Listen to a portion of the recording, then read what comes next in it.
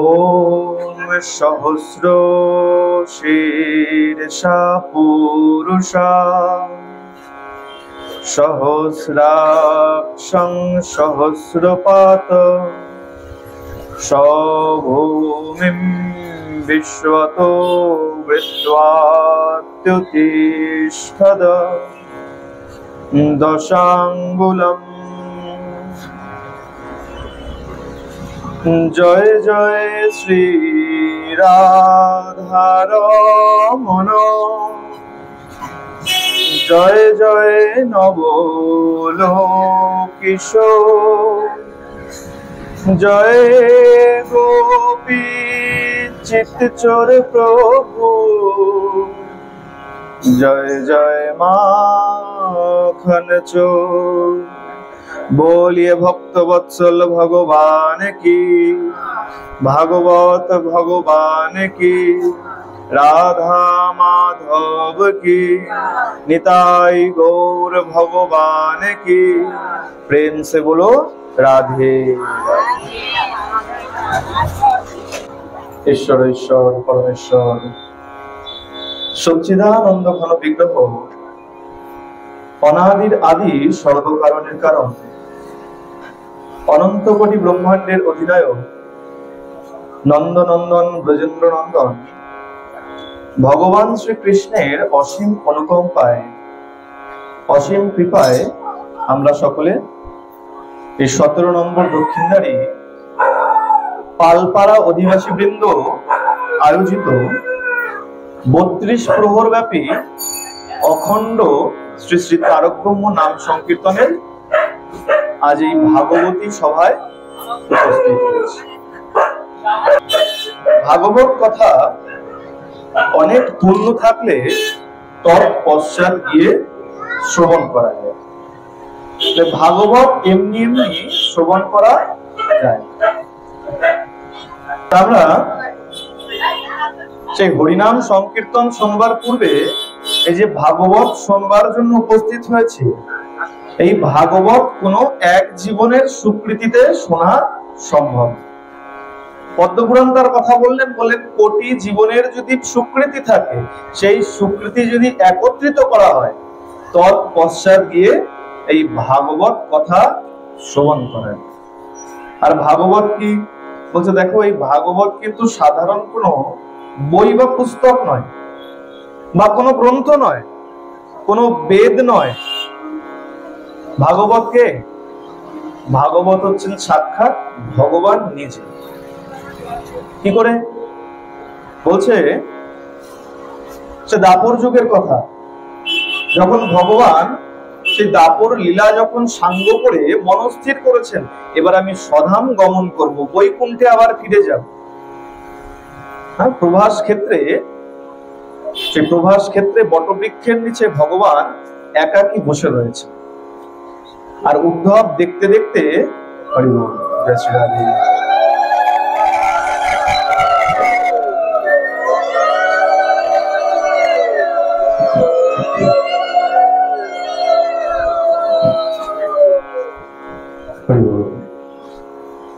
উদ্ধব কি করেছেন?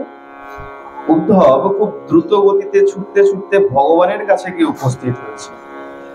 ভগবানের চরণে লুটিয়ে পড়েছেন, হে প্রভু, এই যে তুমি স্বধাম গমন করবে, ভগবান কিন্তু কাউকে বলেন নাই যে আমি স্বধাম গমন করছি, কিন্তু উদ্ধব বুঝতে পেরেছে। কেন? বলে উদ্ধব হচ্ছে ভগবানের অন্তরঙ্গ বন্ধু।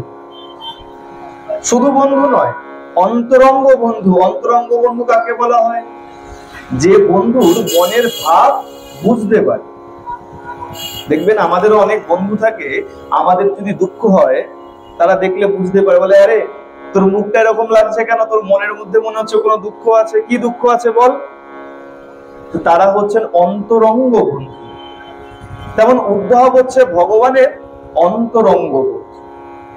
উদ্ধবকে জিজ্ঞাসা করেছেন, প্রভু এই যে তুমি স্বধাম গমন করবে, তুমি যদি স্বধাম গমন করো, তাহলে আমরা তোমার ভক্ত যারা তারা বাঁচবো কিভাবে? বলে কেন? বলে ভক্তের জীবন মাছের মতন জলবৎ প্রাণ হয়। মাছকে যদি জলের থেকে তুলে ডাঙায় ফেলে দেওয়া হয়, মাছ বাঁচবে? মাছ বাঁচবে না। কেন? বলে জলবৎ প্রাণ।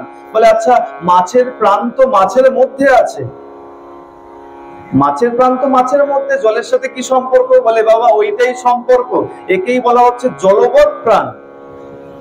জলে যদি না দাও মাছ বাঁচবে না। ঠিক তেমন ভক্ত যদি ভগবানের দর্শন না পায়, ভগবানের কথা শ্রবণ করতে না পারে, তাহলে ভক্তও কিন্তু বাঁচতে পারে। উদ্ধব কি বললেন? তদ বিয়োগে নতে ভক্ত কথম স্থাস্যন্তি ভূতলে নির্গুণোপাসনে কষ্টম অত কিঞ্চিত বিচারিয়ে। বলে হে প্রভু, তুমি যদি চলে যাও তাহলে তো আমাদের নির্গুণ উপাসনা করতে হবে। নির্গুণ মানে যেখানে কোনো মূর্তি নাই, বিগ্রহ নাই, আর সেই পূজা করে ভক্তের কোনো আনন্দ হয়। যারা সাধন মার্গে অনেক চূড়ান্ত পর্যায়ে উঠে যায় তখন গিয়ে তারা নির্গুণ উপাসনা করে, বলে সর্বত্র ব্রহ্ম আছে, তাদের কোনো মূর্তি পূজার প্রয়োজন নাই। কিন্তু আমরা যারা ভক্ত, যারা ভক্তি পথে চলি, বলে সামনে যদি ভগবান না থাকে, ভগবানের কোনো বিগ্রহ যদি না থাকে, ইচ্ছা করলে একটা মালা পরাবো, কাকে পরাবো? আজকে ইচ্ছা করছে রাধা গোবিন্দকে একটু সুন্দর পোশাক পরাবো, যদি সামনে বিগ্রহ না থাকে তাহলে কাকে পরাবো? আজকে ইচ্ছা করছে একটু ভালো ভোগ দেবো, সামনে বিগ্রহ নাই, সামনে হাওয়ার সামনে রেখে দিয়ে মন তো মানবে না। তাই মনকে শান্ত করার জন্য ভগবানের বিগ্রহের পূজা কি বলা হচ্ছে? বলছে দেখো প্রভু, তুমি যদি চলে যাও আমরা থাকতে পারবো না। বলে বেশ উদ্ধব, চিন্তা করো না, আমি সদান গমন করব ঠিকই, কিন্তু আমার যে বাংময়ী মূর্তি তাকে আমি তোমার সামনে প্রকট করে রেখে যাচ্ছি। দেখতে দেখতে কি করেছেন ভগবান নিজের সর্বস্ব তেজ নিয়ে এই ভাগবত রূপে প্রকট হয়ে গেছে। বলিয়ে ভাগবত ভগবান কি। ভাগবত হলেন সাক্ষাৎ ভগবান। ভগবান বলছে দেখো উদ্ধব, এই যখন যখন আমার কথা মনে পড়বে আর যখন যখন তুমি ভাগবতের দর্শন করবে, তখন তখন জানবে সাক্ষাৎ আমার তুমি দর্শন করছো।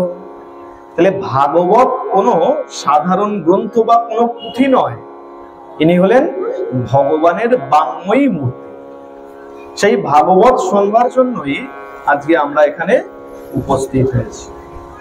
বলে দেখো এই হরি কথা, হরি কীর্তন, হরি নাম সংকীর্তন শোনার পূর্বে এই ভাগবত কেন শুনতে হয়?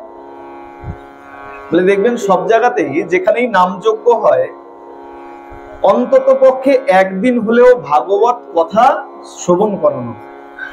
বলে কেন? বলে দেখো ভাগবত না শুনলে পরে ভক্তির জাগরণ হয়। ভক্তিকে যদি জাগরণ করতে হয় তাহলে এই ভাগবত শোনা আবশ্যক। ভাগবত যদি না শোনো ভক্তির উদ্রেক হবে না, আর ভক্তির উদ্রেক যদি না হয় হরিনাম তুমি যতই করো না কেন ততোধিক ফল তুমি পাবে। মানুষকে হত্যা করার জন্য যে বন্দুক ব্যবহার করি, আচ্ছা সেই বন্দুকটা যদি অনেকদিন পুরনো হয়ে যায়, সেই বন্দুক দিয়ে কি মানুষ মারা যাবে? বন্দুকের মধ্যে যদি গুলি ঢুকিয়ে দেই তারপরে যদি চালনা করি, বলে বাবা ওটা চলবে না। কেন? বলে ওটা জং পড়ে গেছে। চলবে না কেন? ওটা জং পড়ে গেছে, ওটাকে আবার পরিষ্কার করতে হবে, তারপরে গিয়ে যদি চালনা করো তারপরে চলবে, তাহলে পরিষ্কার করতে হবে। ঠিক তেমন এই সংসারের মধ্যে থেকে থেকে থেকে থেকে আমাদের এই দেহরূপ বন্দুকটাও জং পড়েছে। এই কলির যে পাপ, এই পাপের মধ্যে থাকতে থাকতে আমাদের এই দেহটাও জং পড়ে যায়। তো একেও একটু মাজা ঘষা করা দরকার, নইলে কি হবে বন্দুকের মধ্যে যেমন গুলি ঢুকালে পরে যেমন ওই গুলি চলবে না, মানুষকে হত্যা করা যাবে না, ঠিক তেমন এই দেহরূপ বন্দুককে যদি পরিষ্কার না করো তাহলে এই বন্দুকের মধ্যে গুলি পুড়লে পরে কাজ হবে না। বলে তাহলে এই দেহরূপ দেহটাকে যদি বন্দুক মনে করি তাহলে গুলি কোনটা? বন্দুক দিয়ে তো মানুষ মারি, আর এই দেহটাকে যদি মনে করি আমাদের বন্দুক, তার মধ্যে গুলি কোনটা? বলে দেখো তার মধ্যেও গুলি আছে। কোনটা? বলে যে রাধা নাম, কৃষ্ণ নাম, গৌর নাম, নিতাই নাম, এগুলো সব এক একটা গুলি, এক একটা বুলেট।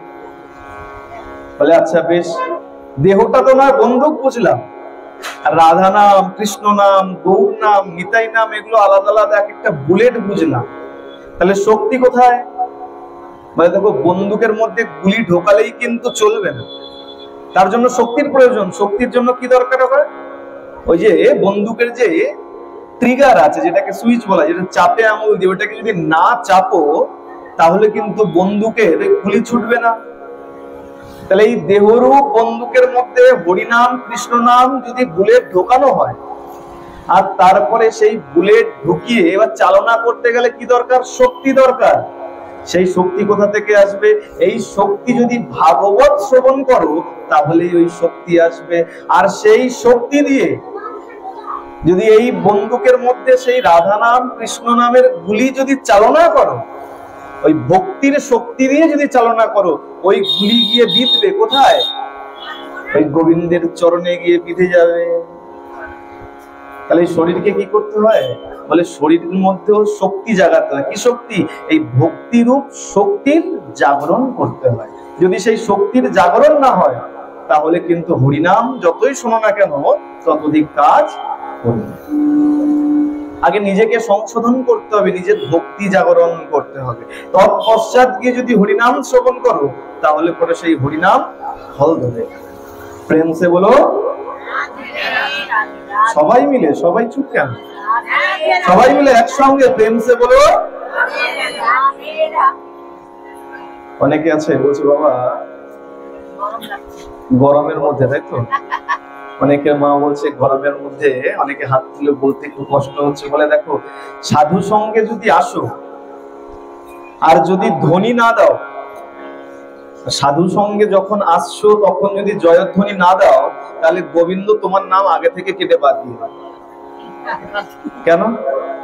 দেখুন, দেখবেন এই যখন রাজনৈতিক সভা হয়, সেই সভায় গিয়ে যারা চুপচাপ শেষের দিকে বসে থাকে, ওই রাজনৈতিক কর্মকর্তারা কিন্তু তাদেরকে দেখে রাখে, আচ্ছা এরা এসছে, এরা একদম শেষে বসে আছে, আর আমরা জিন্দাবাদ জিন্দাবাদ করছি, আর এরা জিন্দাবাদ জিন্দাবাদ করছে না, তার মানে এরা আমার দলের লোক নয়।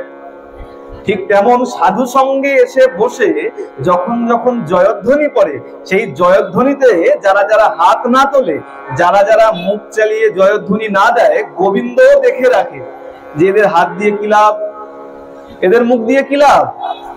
বলে দেখো, আগামী জীবনে এই যারা যারা হাত তুলছে না, এদের হাতগুলো বার করে দাও। যারা যারা জয়ধ্বনি দিচ্ছে না, এদের বল কেড়ে নাও।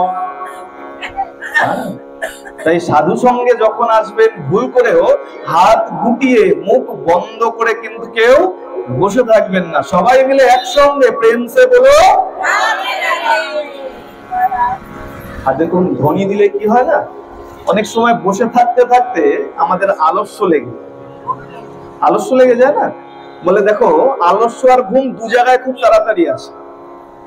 দেখবেন কত মানুষ আছে বলে আমার ঘুমই হয় না, মালা, জপের মালা হাতে নিয়ে নেন, দেখবেন সব সারা রাজ্যের ঘুম যেন আপনার চোখে চলে এসছে। আর সাধু সঙ্গে এসে বসে পড়ুন, একটু সময় বসার পরেই দেখবেন ঝিমাতে শুরু করেছে। তাই কি করতে হয়? মাঝে মাঝে যখন যে ভগবানের প্রসঙ্গ ওঠে, সেই ভগবানের নামে জয়ধ্বনি করতে। তাতে কি হয়? বলে শরীর মন একদম চাঙ্গা হয়ে থাকে, আর তখন যেটা শুনবে সেটাই কাজে লাগে। সেই ভাগবত শোনার জন্য এসেছি আমরা। আর ভাগবত হলেন সাক্ষাৎ ভগবান। আর এই ভাগবত তো নয় ভগবান বুঝলাম, এই ভাগবতের মধ্যে কি কি গুণ আছে, ভাগবত শুনলে তার কি ফল হয়, সেগুলো তো আগে জানতে হবে। কেবল জানলাম ভাগবত শুনলে পুণ্য হয়, কেমন পুণ্য হয়, কি ফল হয়, সেগুলো না জানলে কিন্তু মনের আগ্রহ ততোধিক বাড়বে। তাহলে আগে জানতে হবে ভাগবত তার ভেতরে কি কি গুণ আছে। ভাগবত নিজেই বলছে আমার মধ্যে কি কি গুণ আছে। ভাগবত শব্দে কটা অক্ষর আছে? 4টে অক্ষর আছে, তাই তো? ভা গ ব ত। এরা চারজন 4টে কথা বলছে। কি বলছে? বলে খুব মন দিয়ে শুনবেন, চারজন কিন্তু খুব গুরুত্বপূর্ণ কথা বলছে। কি বলছে? ভাষ্যতে সর্ববেদেষু গীয়ন্তে নরদাদিভি বদন্তি ত্রিষু লোকেষু তরন্তি ভবসাগরা। চারজন চারটে কথা। কি বলছে?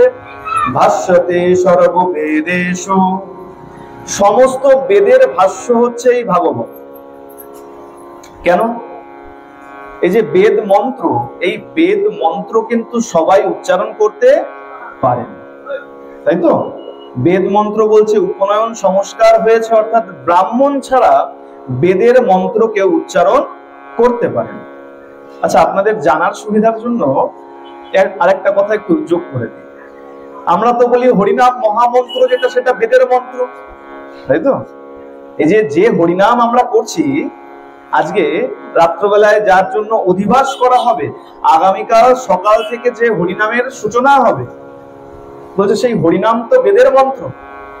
বলে দেখো বাবা, সেটা বেদের মন্ত্র ঠিকই, কিন্তু সেই মন্ত্রের একটু ফের বদল করা হবে। যদি বেদের মন্ত্র আমাদেরকে সবাইকে তুলে দিতেন চৈতন্য মহাপ্রভু, তাহলে সেটা অন্যায় হয়ে যেত।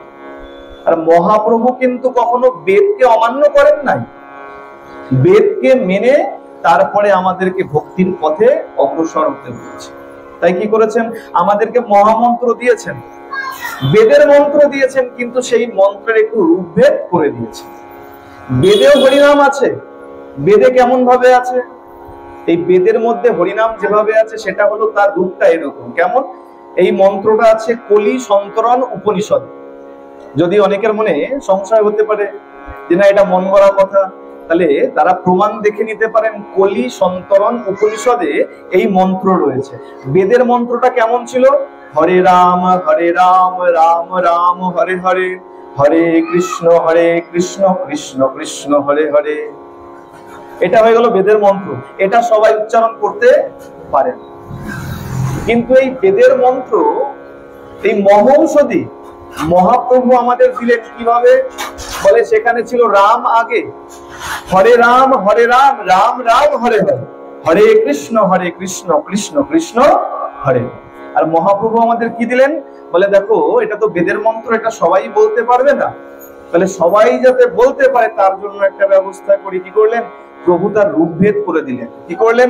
রামকে পিছনে দিয়ে কৃষ্ণকে আগে দিয়ে দিলেন। হরে কৃষ্ণ কৃষ্ণ কৃষ্ণ হরে হরে, হরে রাম রাম রাম হরে হরে।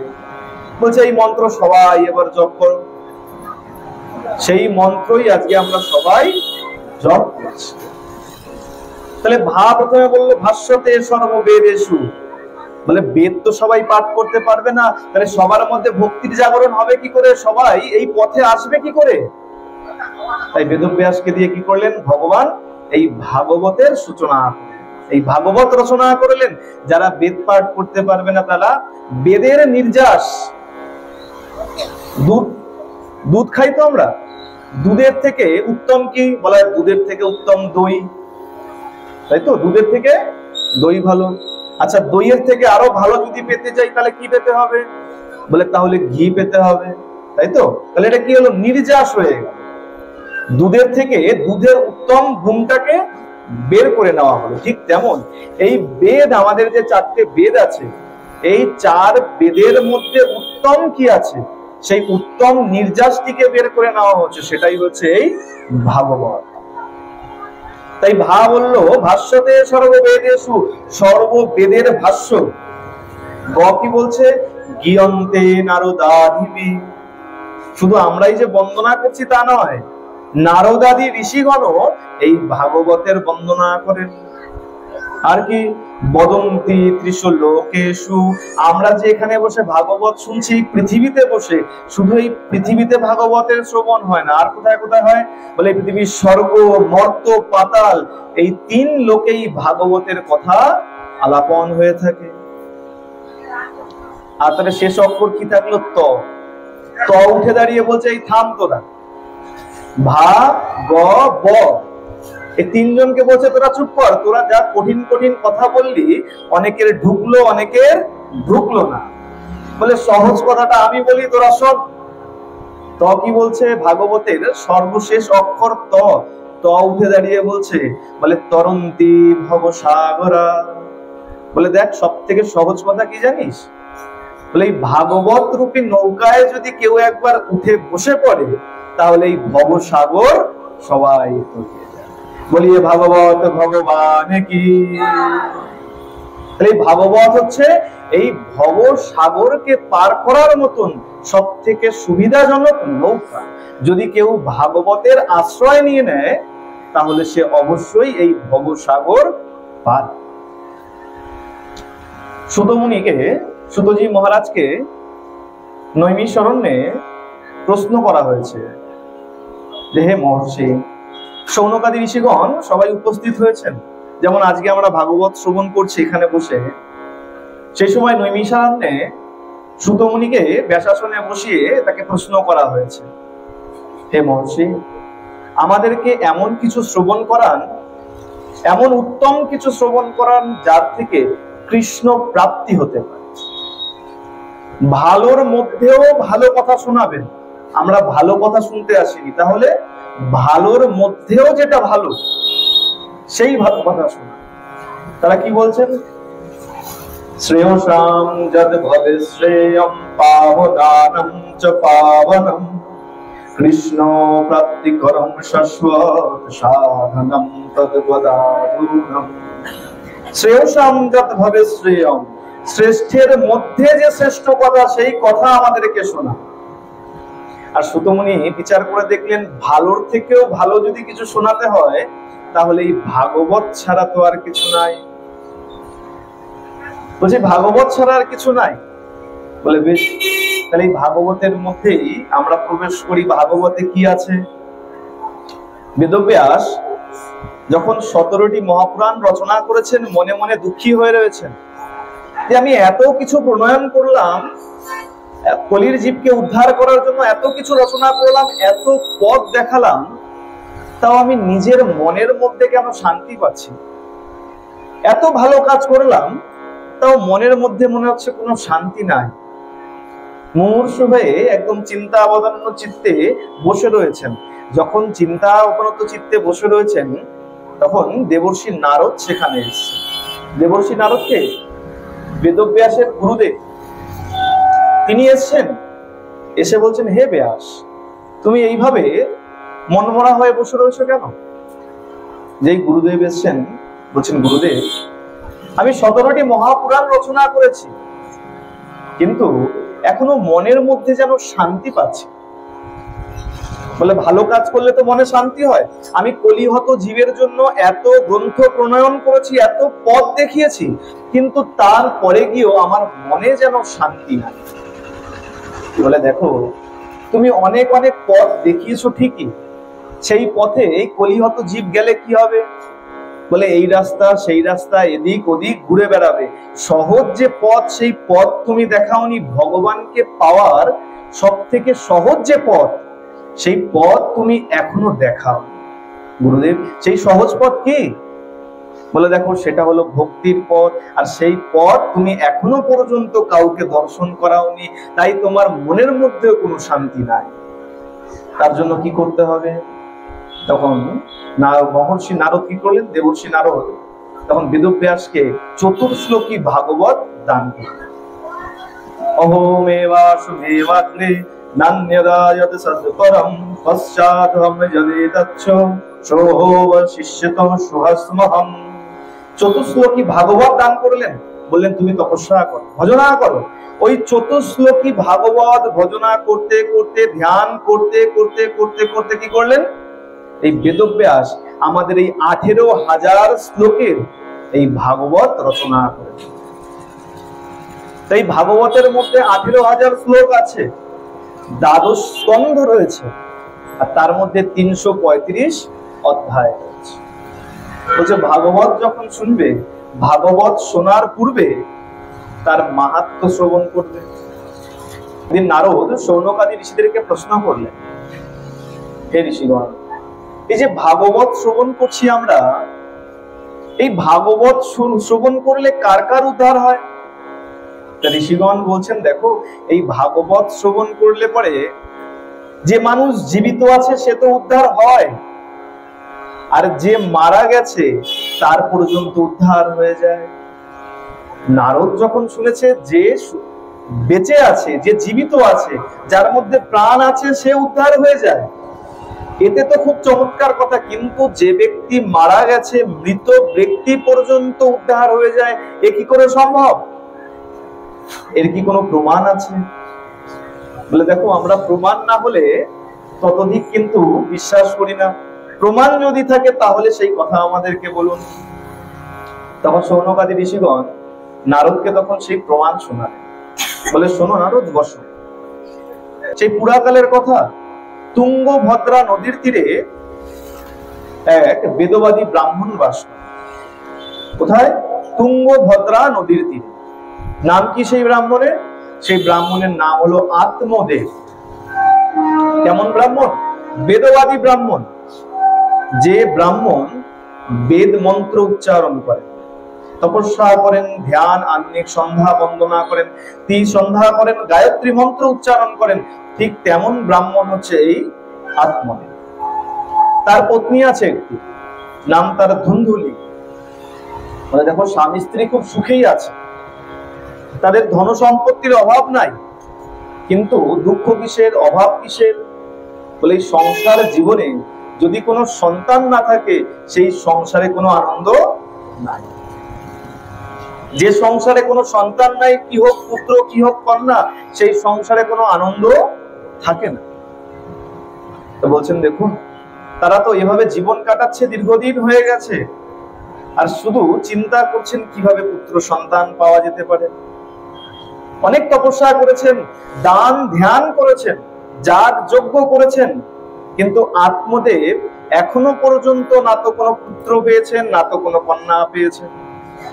আর তার যে পত্নী, সে একটু কূট স্বভাবের, আত্মকেন্দ্রিক, নিজের ভালো ছাড়া অপর কারোর ভালো বোঝে। আত্মদেব চিন্তা করছেন, যখন এই সংসারে থেকে যখন কোনো পুত্র সন্তান কিছুই পেলাম না, কোনো সন্তান যখন পেলাম না, এই সংসারে থেকে কি লাভ? সংসারের সুখ কোথায়? বলছে, সংসারে যদি সন্তান না আসলো, সুখ কোথায় পেলাম? চিন্তা করে কি করলেন? আত্মদেব বনে চলে গেলেন। বনে গিয়ে একটি গাছের তলায় বসে রয়েছেন, বৃক্ষের তলায় বসে বসে এখন চিন্তা করছেন, কি করব এখন জীবনে? এই জীবন রেখেই বা কি লাভ? আত্মহত্যার চিন্তা করছেন, আত্মহননের চিন্তা করছেন। চিন্তা করতে করতে হঠাৎ দেখতে পাচ্ছেন যে বৃক্ষের তলায় বসে আছে, তার সামনে দিয়ে একটি নদী প্রবাহিত হচ্ছে, আর সেই নদীতে কোনো এক তীর্থ পর্যটক, কোনো এক সন্ন্যাসী এসে সেখানে জলপান করছেন। জলপান করে সন্ন্যাসী ঠাকুর যখনই ঘাটে উঠে দাঁড়িয়েছেন, আর তার দৃষ্টি গেছে সেই গাছতলায় বসে থাকা সেই আত্মদেবের দিকে। সন্ন্যাসী কেমন হয়? বলে, সন্ন্যাসী ত্রিকালদর্শী হয়। প্রকৃত সন্ন্যাসী যে হয়, বলে ত্রিকালদর্শী হয়, তোমার ভূত ভবিষ্যৎ বর্তমান সব বলে দিতে পারে। ওই সন্ন্যাসী আত্মদেবের দিকে যেই তাকিয়েছে, তাকিয়ে দেখছে তো দুঃখী হয়ে রয়েছে, এর মনে দুঃখ রয়েছে। তার কাছে ছুটে গেছেন, হ্যাঁ গো বাবা, এই যে তুমি গাছতলায় বসে রয়েছো, তোমার মুখ এত বিষণ্ণ, কিসের দুঃখ তোমার এত? সন্ন্যাসী ঠাকুরকে দেখে তাড়াতাড়ি উঠে দাঁড়িয়েছে, প্রণাম করেছেন। বলে, দেখো, সাধুগুরু বৈষ্ণব দেখলে আগে কি করতে হয়? বলে, বাবা ভালো আছো, এইসব কথা জিজ্ঞাসা করতে নেই, আগে কি বলতে হয়? বলে, রাধে রাধে, জয় নিতাই, হরে কৃষ্ণ, এই সম্ভাষণ করে আগে প্রণাম করতে হয়। তৎপশ্চাৎ দিয়ে জিজ্ঞাসা করুন, আপনি কেমন আছেন, সুস্থ আছেন কিনা, আপনার সেবা ভোজন পূজন কেমন চলছে। বলে, দেখো, এই নিঃশ্বাসের তো বিশ্বাস নাই, সাধু দর্শন করলাম, কিন্তু স্পর্শ যদি করতে না পারি, প্রণাম যদি করতে না পারি, যত তাড়াতাড়ি সম্ভব প্রণামটা সেরে নাও, চরণ ধুলে নিয়ে নাও। আত্মদেব কি করলেন? তাড়াতাড়ি প্রণাম করলেন। প্রণাম করে উঠে বলছেন, সন্ন্যাসী ঠাকুর, আমার ধন সম্পত্তির অভাব নাই, সংসারে বাকি সব সুখ আছে, কিন্তু আমার কোনো পুত্র সন্তান। সন্ন্যাসী ঠাকুর সেই আত্মদেবের কপালের দিকে তাকিয়ে দেখছেন যে এ জীবনে কেন, আগামী 7 জীবনে পর্যন্ত এর কোনো পুত্র সন্তানের যোগ নাই। এ জীবনে শুধু নয়, আগামী 7 জীবনে পর্যন্ত কোনো পুত্র সন্তানের যোগ নাই। বলে, দেখ বাবা, এই তোর পুত্র সন্তান নাই, দুঃখ করছিস কেন? ন যস্যসি সুখং পুত্রাদ যথা দৈব তত্ত্বমং অতো হঠেন যুক্তবশী হ্যার্থিনং কিং বদাম্যহং। বলছে, যাহার উদ্দাম নষ্ট দৈবের দ্বারায়, সেই জন জীবনে কভু সুখ নাহি পায়। দৈব, বিধাতা যার কপালে সুখ লেখেনি, সেই ব্যক্তি যত কিছুই করুক না কেন এই জীবনে কখনো সুখ পেতে পারে। আমরা অনেক সময় দুঃখ পাই, দুঃখ থেকে বাঁচার জন্য কি করি, এই জ্যোতিষী সেই জ্যোতিষী ছোটাছুটি করতে থাকি, হাতে আংটি পাথর সব করতে থাকি। বলে কেন? যদি ভাগ্য চক্র ঘুরে যায়। বলে দেখো, বিধাতা যদি তোমার কপালে সুখ লিখে রেখেছে তাহলে তুমি সুখী হবেই হবে, আর যদি বিধাতাই তোমার কপালে দুঃখ লিখে রেখেছে তাহলে তুমি যা কিছুই করে নাও না কেন এই জীবনের সুখ তুমি কখনো পেতে পারো। এখন সন্ন্যাসী বিচার করছে কি করা যায়, এর তো আগামী 7 জন্ম পর্যন্ত পুত্র সন্তানের যোগ নাই। সন্ন্যাসী ঠাকুর এখন অনেক বিচার করছেন, আত্মদেব চরণে পড়ে গেছেন, চরণে পড়ে গিয়ে বলছেন, সন্ন্যাসী ঠাকুর আমি কিছু জানি না, সন্তান আসবে কি আসবে না, সুখ না দুঃখ, আমি এসব কিছু শুনতে চাই না, যে করেই হোক আমাকে একটি সন্তান প্রদান করুন, আর যদি সন্তান না দেবেন আমি আপনার চরণে মাথা ঘুটে এখানেই আত্মহত্যা করে নেব। সন্ন্যাসী ঠাকুর চিন্তা করছেন, এ যদি আমার সামনে আত্মহত্যা করে তাহলে তো সেই পাপ আমার লাগবে, এখন কি করা যায়? সন্ন্যাসী ঠাকুর অনেক 7 পাঁচ চিন্তা করে কি করেছেন, ব্যাগের থেকে যে ঝোলা থাকে না, সন্ন্যাসীদের দেখবেন একটি ঝোলা থাকে, ওই ঝোলার থেকে একটি ফল বের করেছেন, একটি ফল বের করে মন্ত্রপুত করে ওই ব্রাহ্মণের হাতে দিয়ে দিয়েছেন, আত্মদেবকে দিয়ে দিয়েছেন, বলছে যা এই ফলটি নিয়ে গিয়ে তোর পত্নীকে খাইয়ে দে। খাইয়ে দিলে কি হবে? বলে এই ফলটি যদি তোর পত্নী খায় আর যদি আগামী 1 বছর কাল পর্যন্ত নিষ্ঠাবান হয়ে থাকে, দান ধ্যান করে, ধর্মনিষ্ঠ হয়ে থাকে, তাহলে জানবি তোর একটি সুপুত্র হবে। সুপুত্র নয়, কেমন পুত্র? সুপুত্র হবে। কেমন থাকতে হবে? দান ধর্ম করতে হবে, ভজন পূজন করতে হবে, শৌচ বিচার রাখতে হবে, তারপরে গিয়ে হবে। এখন আমাদের মধ্যে প্রশ্ন হতে পারে, সন্ন্যাসী ঠাকুর তো বিচার করে দেখলেন এর এ জীবন কেন, আগামী 7 জীবন পর্যন্ত পুত্র সন্তানের যোগ নাই, তাহলে সন্ন্যাসী ঠাকুর ফল দিলেন, সেই ফলে কি করে সন্তান হবে? নিজেই তো বিচার করে বলছেন যে 7 জীবন পর্যন্ত পুত্র সন্তান হতে পারে না, তাহলে এখন কি করে পুত্র সন্তান হবে এই সন্ন্যাসীর ফল কি? বলে দেখো, ভগবান অনেক আগেই বলে রেখেছে, বলে দেখো আমি কি করতে পারি আর পারি না সেটা আমি নিজে জানি, কিন্তু আমার ভক্ত কি করতে পারে আর কি পারে না সেটা আমারও জানা নাই। বলে কেন? বলে ভগবান একমাত্র ভক্তের অধীন, ভক্ত ভগবানকে যেমন চালনা করবেন ভগবানকে তেমন চলতে হবে। এখানে এক সুন্দর প্রসঙ্গ আছে, যদিও সেটি বলতে গেলে অন্যদিকে চলে যাবে। বলে দেখো, একটা সংক্ষেপে বুঝে নিন যে ভক্ত কিভাবে ভগবানকে চালনা করে। প্রহ্লাদ মহারাজ যখন হিরণ্যকশিপুর প্রহ্লাদ মহারাজকে জিজ্ঞাসা করছেন, হ্যাঁ রে এই তোর ভগবান কোথায় আছে? প্রহ্লাদ মহারাজ বলছেন, কেন বাবা, এই সর্বত্রই আমার ভগবান বিরাজ করছে, তুমি যা দেখছো তার মধ্যেই আমার ভগবান আছে। বলে আচ্ছা বেশ, যাই দেখছি তার মধ্যেই ভগবান আছে? বলে হ্যাঁ বাবা, তুমি যা দেখছো তার মধ্যেই ভগবান রয়েছে। বলে বেশ, তাহলে বল তোর ভগবানকে খাম্বার মধ্যে থেকে বেরোতে, যে স্তম্ভ দাঁড়িয়েছিল সে স্তম্ভের ভেতর থেকে বেরোতে। বলে হ্যাঁ বাবা, তুমি বলছো স্তম্ভে স্তম্ভেও ভগবান আছে, বলে বল তাহলে স্তম্ভ থেকে বেরোতে। ভগবান কি করলেন? বলে ভগবান তিনি তো অনন্ত কোটি ব্রহ্মাণ্ডের অধীশ্বর, রাজার রাজা মহারাজা, তিনি তো চাইলে আকাশ থেকে নেমে আসতে পারতেন। বলে প্রহ্লাদ বলেছে তাই বলে আমাকে স্তম্ভ থেকে কেন বেরোবো, আমি আকাশ থেকে নেমে আসি বা মাটি পুড়ে বেরোই, ডায়ে বায়ে আগে পিছে থেকে আসি। বলে ভগবান তা করেন নাই। কেন?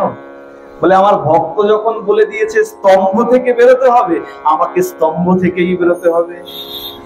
এই হলেন ভক্ত বৎসল ভগবান, ভক্ত যেমন বলবে ভগবান তাই করবে। হ্যাঁ, বিদুর পত্নী কি করেছিলেন? বিদুর পত্নী ভগবান যখন গেছেন, বলে কলার খোসা গোবিন্দের মুখে তুলে দিচ্ছে আর কলাগুলো ফেলে দিচ্ছে। গোবিন্দ কিন্তু একবারও বলেনি কি করছো, আমাকে তো কলা দিচ্ছ না, খোসা দিচ্ছ। বলে ভক্ত যেমন চাইবে ভগবানকে তেমন গ্রহণ করতে হবে। ভগবানের মুখে কলার খোসা তুলে দিয়েছে, ভগবান একবারও বলেনি তুমি ভুল করছো, কলাগুলো আমাকে দাও, খোসাগুলো দিও না, তা কিন্তু বলেন নাই। অর্থ কি? ভক্ত যেমন চালনা করবেন ভগবান তেমন চলবে।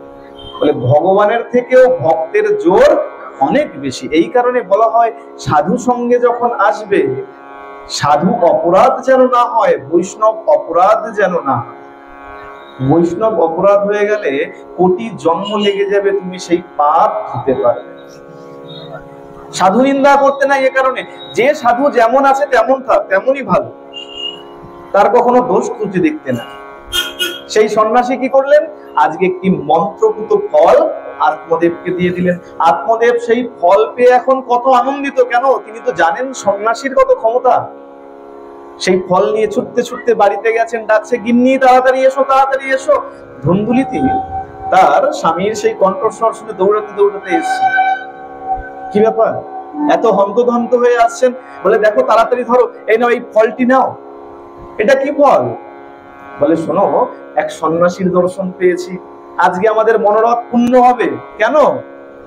এই সন্ন্যাসী ঠাকুর কৃপা করে এই ফলটি দিয়েছেন, আর কি বলেছেন জানো, এই ফলটি যদি তুমি গ্রহণ করো আর আগামী 1 বছর তুমি যদি দান ধ্যান ধর্মনিষ্ঠ হয়ে থাকো, তাহলে আমাদের সুপুত্রের জন্ম হবে, আমরা সুপুত্র পাবো। আর চিন্তা করো না, সাধুর কথা কখনো বিফল যায় না। সাধু যখন ফল দিয়েছে, এই ফলে ফল ধরবেই ধরবে, এতে কোনো নিশ্চয়তার কোনো সংশয় নাই। তুমি একদম চিন্তা করো না, এই ফলটি তাড়াতাড়ি গ্রহণ করো। কিন্তু দেখুন, এই যে আত্মদেবের পত্নী ধুন্ধুলি, সে একটু কুট স্বভাবের, প্রথমেই বললাম। এ কি করেছে, ফলটি নিয়ে ঘরের মধ্যে গেছে। ঘরের মধ্যে গিয়ে এবার চিন্তা করছেন। কি চিন্তা করছেন?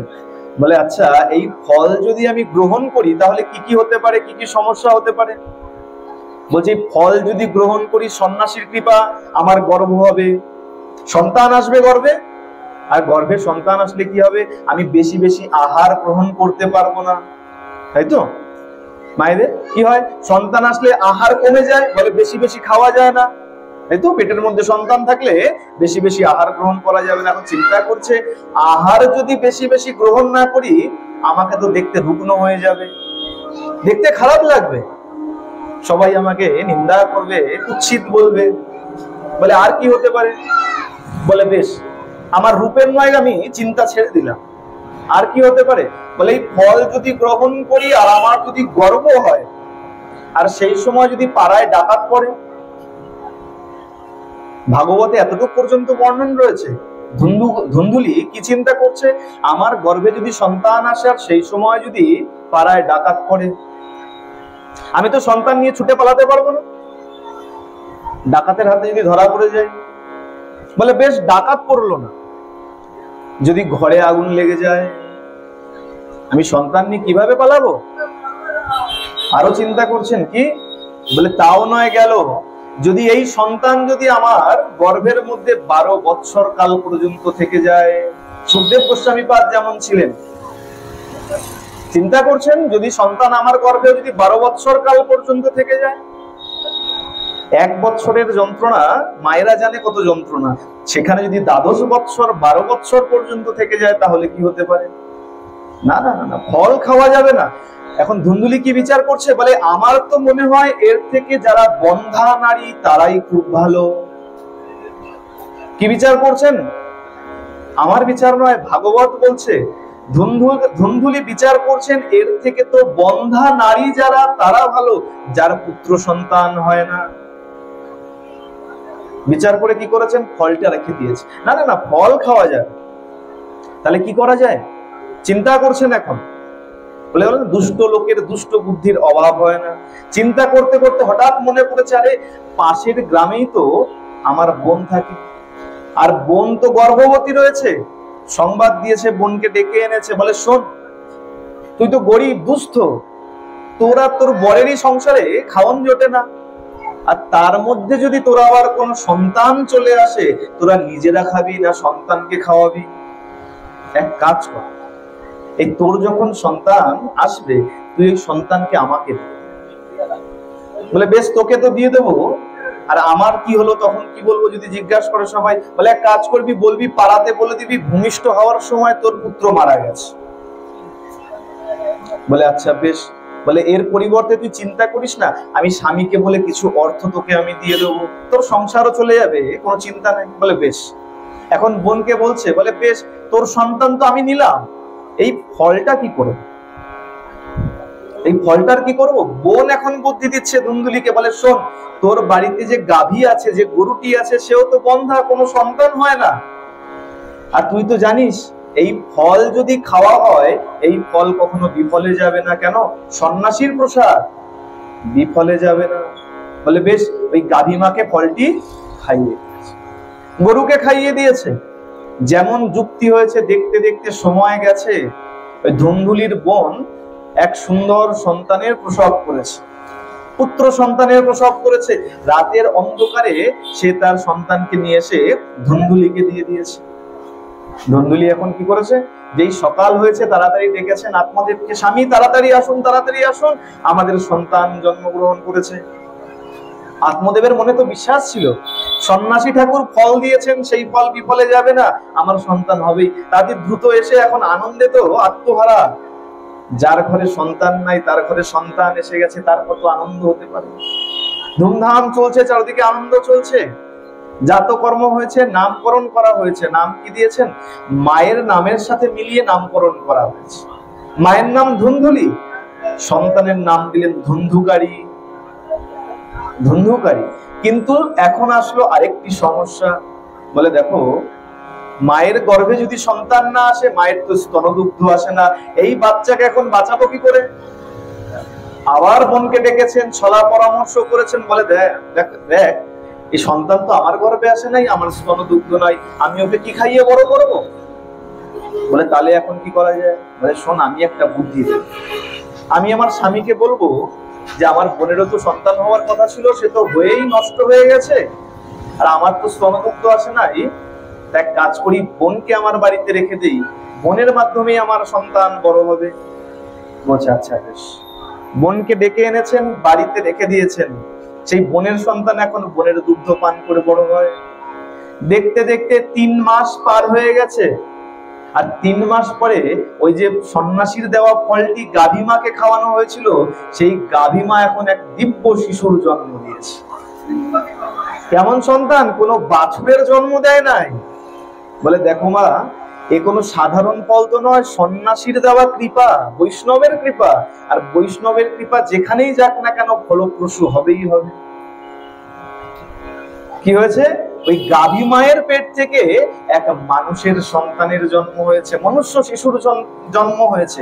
দেখতে কেমন? সর্বাঙ্গ পুরো মানুষের মতন, কেবল কান দুটো, সেই কান দুটো হলো গরুর মতন। যেহেতু গরুর মতন কান, তাই আত্মদেব বিচার করলেন কি, গরুর মতন যখন কান, তাহলে এর নাম আজকে থেকে গোকর্ণ। কি নাম দিলেন? গোকর্ণ। এখন 2 সন্তান, গাভী মায়ের সন্তান। বাড়ির যদি গাভীর সন্তান হয়ে যায়, তাহলে তো নিজেরই সন্তান, একে লালন পালন কে করবে? আত্মদেবের আনন্দ এখন আর ধরে না। বলে এক সন্তান তো পাচ্ছিলাম না, এখন 2 সন্তান চলে এসছে ঘরে। খুব আনন্দ চলছে, ধুমধাম চলছে। দেখতে দেখতে সেই 2 সন্তান বড় হয়েছে। 2 সন্তানকে এখন গুরু গৃহে পাঠিয়েছেন বিদ্যা অর্জন করার জন্য। কিন্তু কি হলো? ওই যে গাভী মায়ের যে সন্তান ছিল, যার নাম গোকর্ণ, সে উপযুক্ত বিদ্বান হলেন, বেদ অধ্যয়ন করলেন, সব শিক্ষা গ্রহণ করলেন, উপযুক্ত বিদ্বান হলেন। কিন্তু নিজের যে সন্তান বলে যাকে মনে করছেন ধুন্ধুকারী, সে তো শিক্ষা দীক্ষা কিছু গ্রহণ করলেনই না, বিদ্যা অর্জন করলেন না, সে সম্পূর্ণ বিপথগামী হয়ে গেল। চুরি, ডাকাতি, রাহাজানি, বেশ্যাবৃত্তি, মদ্যপান, কি নেই বাজে কাজ যেটা সে করে না। এখন দিনে দিনে কি হয়েছে, ওই আত্মদেবের কাছে নালিশ আসতে শুরু করেছে। পাড়ার লোক এক এক দিন করে আসে আর নালিশ করে যায়, আত্মদেব, এই যে তোমার সন্তান ধুন্ধুকারী, সে আজকে আমার বাড়ি থেকে এটা চুরি করে নিয়েছে, অমুক জায়গায় ডাকাতি করেছে, রাহাজানি করেছে। নিত্য এখন সেই নালিশ শুনতে শুনতে আত্মদেব এখন আরো বেশি দুঃখী হয়ে গেছে। এখন চিন্তা করছেন, সত্যই তো সন্ন্যাসী ঠাকুর তো বলেছিলেন যে দেখো, সন্তান থাকলেই সুখ কিন্তু আসে না। কত সন্তান তো দেখা যায়, বলে লক্ষ লক্ষ টাকা খরচ করে তাকে বিলেত ফেরত করে এনেছেন, আর সেই বাবা মা এখন কোথায়? বলে সেই বাবা মা এখন বৃদ্ধাশ্রমে থাকে। তাহলে সন্তান থেকে কিসের সুখ?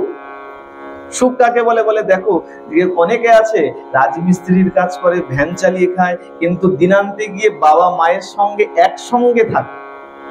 তাহলে সুখ কোথায়? বলে সুখ চাইলেই তুমি পেতে পারো না, তেমন যদি কর্ম করো তাহলে তুমি সুখ পেতে পারো। সন্তান থাকলেই সুখ হয় না। আত্মদেব এখন সেই বিচার করছেন। সন্ন্যাসী ঠাকুর তো আমাকে বলেছিলেন, এই যে পুত্র পুত্র করছি, সেই পুত্র পেলেই যে তুই সুখী হবি, এর তো কোনো নিশ্চয়তা নাই। তখন তো শুনি না। আজকে বুঝতে পারছি সন্তান থেকেও যে দুঃখ হতে পারে। কি করেছেন? যখন এইভাবে দুঃখ পাচ্ছেন, গোকর্ণ তিনি তো প্রকৃত বিদ্বান পণ্ডিত, তিনি এসে বলছেন, পিতা তুমি এভাবে দুঃখ কেন পাচ্ছ? বলে কেন জানিস? বলে এই সংসারের মধ্যে আছি, কোথাও সুখ পাচ্ছি।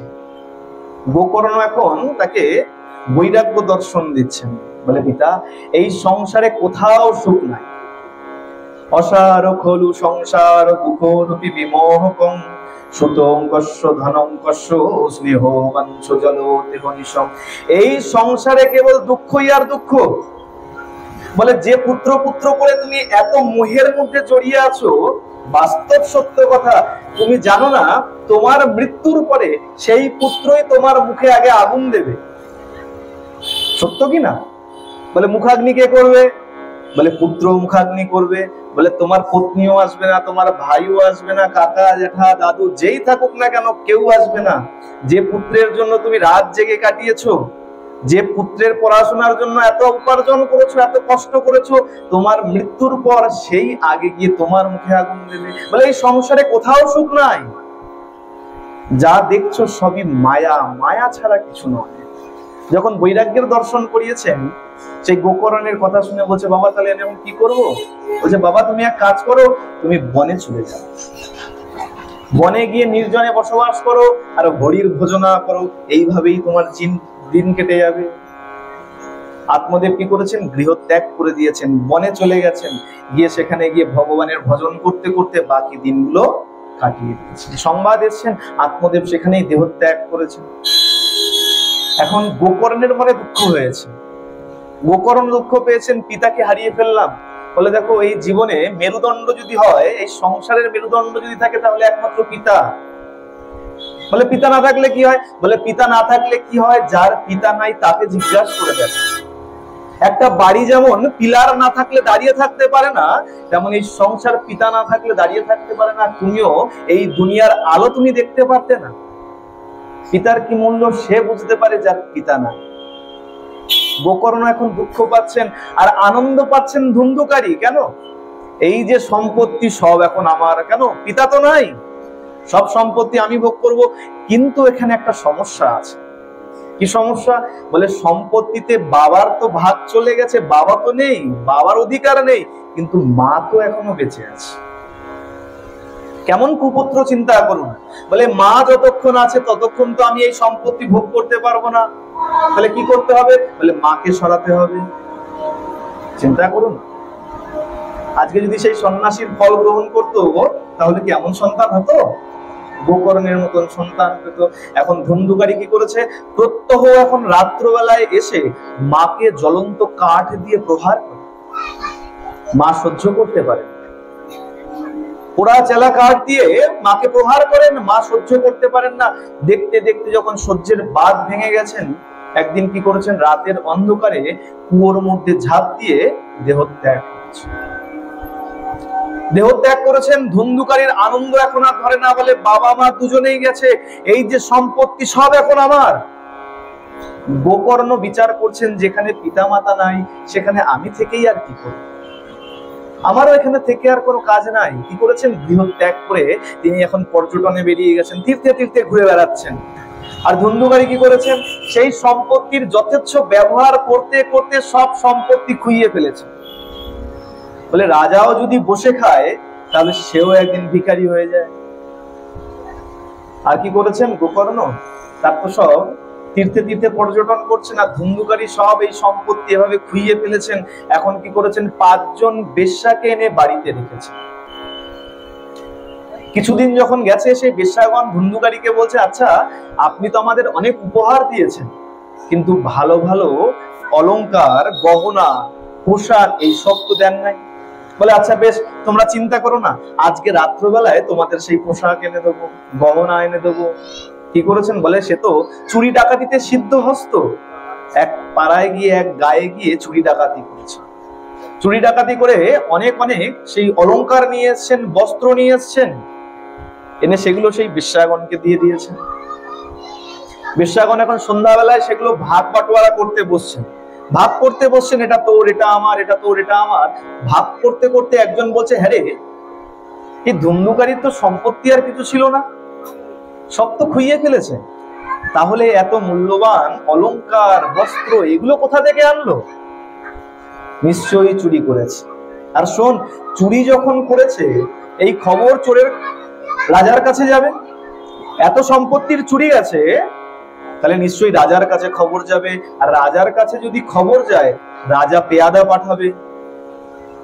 আর পেয়াদা এসে যদি এই ধুন্ধুকারীকে ধরে, এর সাথে সাথে তো আমরাও ধরা পড়বো, আমাদেরও প্রাণহানি হয়ে যাবে।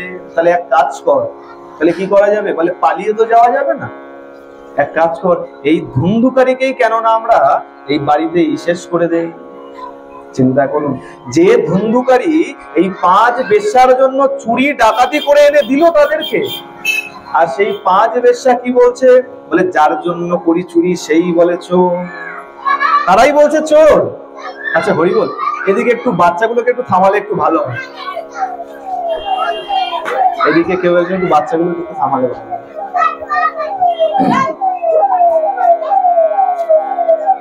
হরি বল, জয় শ্রী রাম।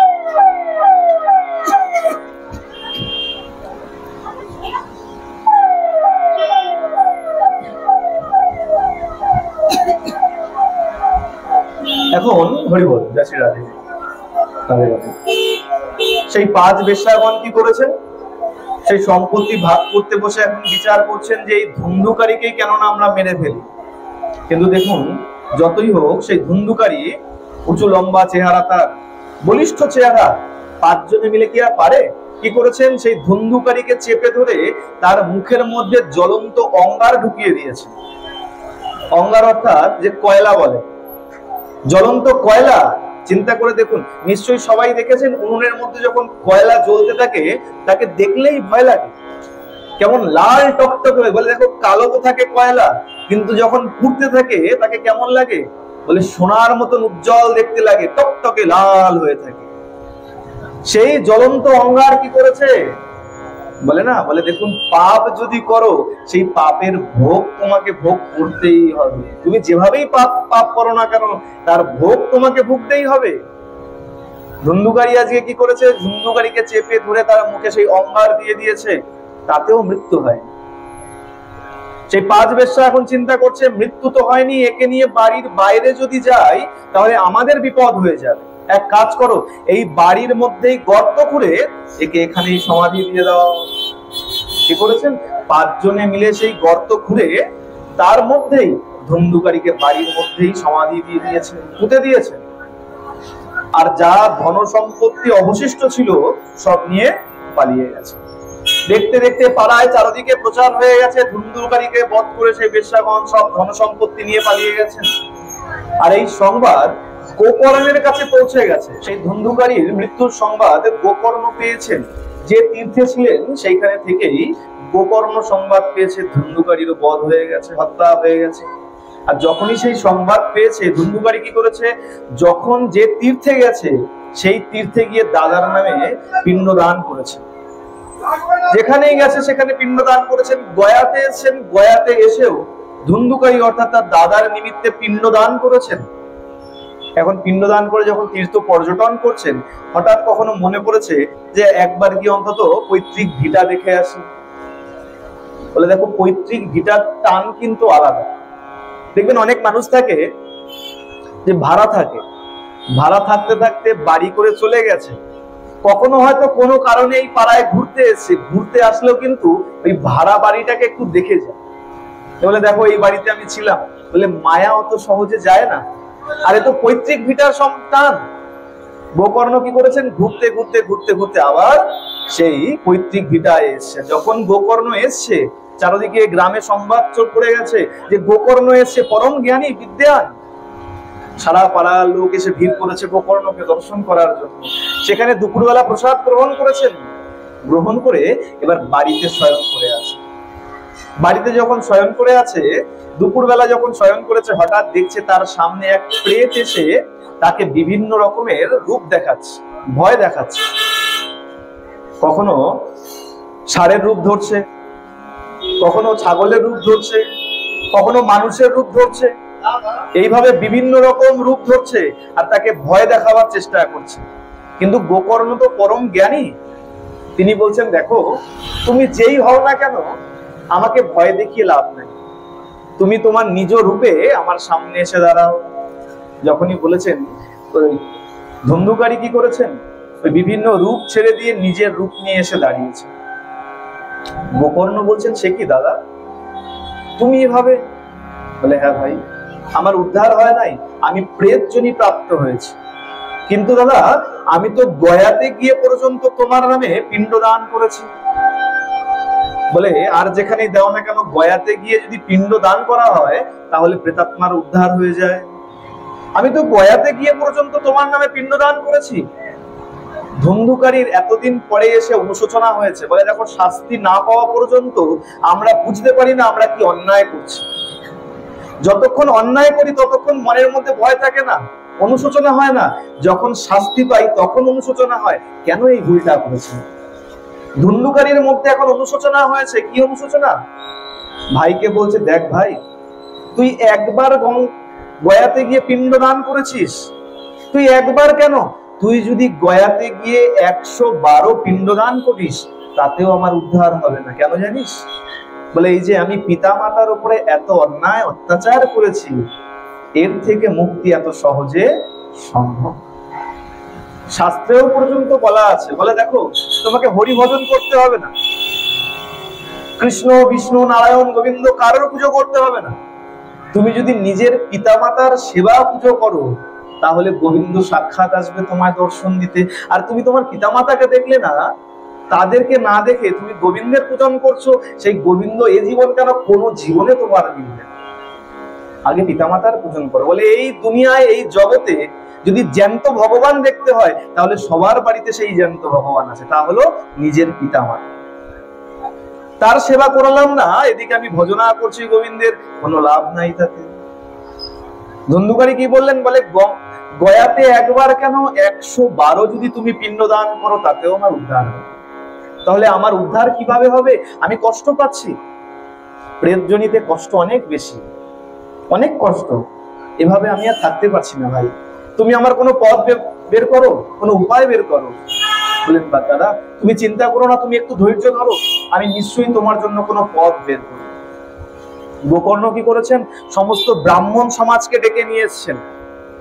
বুঝে দেখুন, আমার দাদা এমন এমন প্রেতজনি প্রাপ্ত হয়েছে, কিভাবে তার উদ্ধার হতে পারে। সবাই বলছেন, দেখো এক কাজ করো, গয়াতে গিয়ে পিণ্ডদান করো। গোকর্ণ বলছেন, মহারাজ আমি গয়াতে আগেই পিণ্ড দিয়েছি। ব্রাহ্মণ মন্ডলী বলছে, দেখো আমাদের সর্বশেষ সিদ্ধান্ত ওইটাই জানা ছিল, যদি গয়াতে গিয়ে পিণ্ড দাও তাহলেই প্রেতাত্মার উদ্ধার হতে পারে, এর থেকে আর ভালো উপায় আমরা জানি না। কি করেছেন? এখন সব পণ্ডিত সমাজকে ডেকে পাঠিয়েছে। পণ্ডিত সমাজকে জিজ্ঞাসা করেছেন, আমার দাদা প্রেতত্ব লাভ করেছেন, পিশাচ হয়ে গেছে, কিভাবে উদ্ধার হতে পারে, কিছু পথ বলুন। পণ্ডিতগণ যখন শুনেছেন যে এর উদ্দেশ্যে গয়ায় পিণ্ডদান হয়ে গেছে, তারাও বলছেন যে এর থেকে ভালো উপায় আমাদের জানি। গোকর্ণ এখন চিন্তা করছেন, তাহলে উদ্ধার তো করতে হবে, দাদার উদ্ধার কি করে করব? চিন্তা করতে করতে তিনি কি করেছিলেন? তিনি তো তপস্বী, নিজের তপবলে, নিজের যোগবলে সূর্যদেবকে দাঁড় করিয়েছেন। সূর্যদেবের পথ আটকে দাঁড়িয়েছেন। সূর্যদেবকে বলছেন, হে সূর্যদেব একটু অপেক্ষা করুন। বলে, বলো গোকর্ণ কি তোমার জিজ্ঞাসা? সূর্যদেব, আমার দাদা পিশাচত্ব প্রাপ্ত হয়েছে, প্রেতজনি প্রাপ্ত হয়েছে, তাকে উদ্ধার করতে চাই, তার সহজ পথ বলে দিন। সূর্যদেব কিন্তু কোনো পুজোর বিধান বলে নাই, বলেনি যাগ করো, যজ্ঞ করো। কি বলেছেন? শ্রীমদ ভাগবতান মুক্তি সপ্তাহং বাচনং কুরু ইতি সূর্য বচ সর্বৈ ধর্ম রূপম তু বিশ্রুতম। কি বললেন? শ্রীমদ ভাগবতান মুক্তি সপ্তাহং বাচনং কুরু। বললেন ভাগবত রূপী অমৃতের সপ্তাহব্যাপী সেবন করাও, ভাগবত শ্রবণ করাও। কতদিন? এক সপ্তাহ ব্যাপী ভাগবত শ্রবণ করাও, তাহলেই তোমার দাদার উদ্ধার হয়ে যাবে। যখন গোকর্ণ জিজ্ঞাসা করছেন সূর্যদেবকে, বিধান জানতে চেয়েছেন, তখন অনেক ভক্ত সেখানে জড়ো হয়ে গেছে। কেন? বলে দেখার জন্য ধুন্ধুকারীর কিভাবে উদ্ধার হতে পারে, ধুন্ধুকারীকে কিভাবে উদ্ধার করে সূর্যদেব কি বিধান দেয়। যখন শুনেছেন ভাগবত শোনানোর জন্য, গোকর্ণ কি করেছেন? সেই উপদেশ পেয়ে বাড়িতে এসে এখন ভাগবতের আয়োজন করেছেন, ভাগবত শোনানোর মনস্থির করেছেন। ভাগবত যখন শোনানোর জন্য উপস্থিত হয়েছেন, সব ভক্তরা সেখানে বসে গেছে। গোকর্ণ বসেছেন ব্যাসাসনে, ভাগবত শোনাতে শুরু করেছেন। আর একদম সামনে এসে কে বসেছে? তার দাদা ধুন্ধুকারী। প্রেতজনিত। প্রেতজনি কেমন হয়? বলে দেখো, প্রেতজনিত তো স্থূল চেহারা থাকে না, সূক্ষ্ম দেহ থাকে, সূক্ষ্ম চেহারা। তাতে কি হয়? বলে যখনই হাওয়া দিচ্ছে জোরে, উড়ে চলে যাচ্ছে। প্রেতাত্মা, হাওয়ার সাথে তার চলাচল। সামনে এসে বসেছে, ভাগবত শুনছে, কিন্তু কি হচ্ছে? যখনই দমকা হাওয়া দিচ্ছে, উড়ে চলে যাচ্ছে, একভাবে বসে শুনতে পাচ্ছে না। এখন ধুন্ধুকারী চিন্তা করছে, তাহলে শুনবো কিভাবে? কি করেছেন? ওই সভার মধ্যে একটি 7 গাঁটের বাঁশ ছিল। এই বাঁশে দেখবেন গাঁট থাকে না, 7 গাঁটের একটা বাঁশ। ধুন্ধুকারী কি করেছে? তার তো সূক্ষ্ম দেহ, ওই বাঁশের নিচে একটা ছিদ্র ছিল, ওই ছিদ্র দিয়ে ঢুকে বাঁশের মধ্যে বসে গেছে। দেখতে দেখতে প্রথম দিবসের কথা বিশ্রাম হয়েছে, আর দেখতে না দেখতেই খুব জোরে শব্দ করে বাঁশের একটা গাঁট ফেটে গেছে। এভাবে 1 দিন, 2 দিন, 3 দিন, 4 দিন, 5 দিন, 6 দিন, 7 দিন যখন গেছে, আর প্রত্যহ দিন যখন বিশ্রাম হয়েছে ভাগবত কথা, আর একটি করে বাঁশের গাঁট ফেটে ফেটে গেছে। সপ্তম দিবসে 7ম গাঁট যখনই ফেটে গেছে, দেখতে না দেখতে ধুন্ধুকারী সেখানে দিব্য দেহ নিয়ে দাঁড়িয়ে গেছে। কেমন? দিব্য দেহ, সেই পিশাচ দেহ নয়, সেই ভূত প্রেত হয়ে নয়, দিব্য দেহ, উজ্জ্বল তার দেহ কান্তি, সেখানে দাঁড়িয়ে গেছেন। আর দেখতে দেখতে আকাশ থেকে সেই বিমান নেমে এসেছে, স্বর্গের বিমান চলে এসেছেন। ধুন্ধুকারীকে বলছেন, ধুন্ধুকারী এই বিমানে উঠে বসো, তোমার উদ্ধার হয়ে গেছে, তুমি এবার স্বর্গসুখ লাভ করবে, চলো। গোকর্ণ বলছেন, দাঁড়ান দাঁড়ান। তাদেরকে, যারা বিমান নিয়ে এসেছিলেন স্বর্গের দূতদের, বলছে দাঁড়ান। বলে বলো কি জিজ্ঞাসা? বলে আমরা এখানে এত ভক্ত রয়েছি, এত ভক্ত সবাই বসে ভাগবত শ্রবণ করলাম, আর কেবল আমার দাদার জন্য বিমান কেন আসলো, বাকি সবার জন্য কেন বিমান আসলো না? আমরা এখানে এত ভক্ত ভাগবত শ্রবণ করছি, বিমান তো সবার জন্য আসার কথা, কেবল আমার দাদার জন্য আসলো, আর সবার জন্য কেন আসলো না? তারা উত্তর দিলেন কি? বলছে দেখো গোকর্ণ, সবাই শ্রবণ করেছে, সবাই শ্রবণ করেছে, কিন্তু মনন একমাত্র তোমার দাদা করেছে। মনন শব্দের অর্থ কি? একদম সহজ ভাবে বুঝবেন। বাড়িতে সবারই বাচ্চা আছে, পড়াশোনা করে এমন বাচ্চা। আচ্ছা, বাচ্চাদেরকে আমরা কি বলি? বলে এই মন দিয়ে পড়। আচ্ছা, ভালো করে বিচার করে দেখুন তো, পড়া যেটা হয় এটা মন দিয়ে হয় না মুখ দিয়ে হয়? বই যখন আমরা পড়ি, আমরা কি দিয়ে পড়ি? মন দিয়ে না মুখ দিয়ে? মুখ দিয়ে পড়ি, তাই তো? উচ্চারণ কি করে করি? মুখ দিয়ে উচ্চারণ করি। বলে তাহলে মন দিয়ে কেন পড়তে বলে? বলে দেখো, মুখ দিয়ে যখন উচ্চারণ করা হয়, সেই উচ্চারণ যখন কানের মধ্যে দিয়ে ঢুকে মনের মধ্যে আসে, তখন তাকে বলা হয় মনন। আর যে বাচ্চা উচ্চারণ করে, জোরে জোরে উচ্চারণ করে পড়ে, আর কানের মধ্যে দিয়ে ঢুকে যায়, মনে আসলে কি হয়? তার মুখস্থ তাড়াতাড়ি হয়। দেখবেন সেই বাচ্চা তাড়াতাড়ি মুখস্থ করে নিয়েছে। একই কবিতা কোনো বাচ্চা 2 দিন পড়ছে, মুখস্থ হচ্ছে না, আর কোনো বাচ্চা 10 মিনিট পরে মুখস্থ হয়ে গেছে। কি করে? বলে সে মনন করেছে। এই শব্দ যখন কানের ভিতর দিয়ে ঢুকে মনের মধ্যে এসছে, মনন করেছে, সেটাই হলো মনন।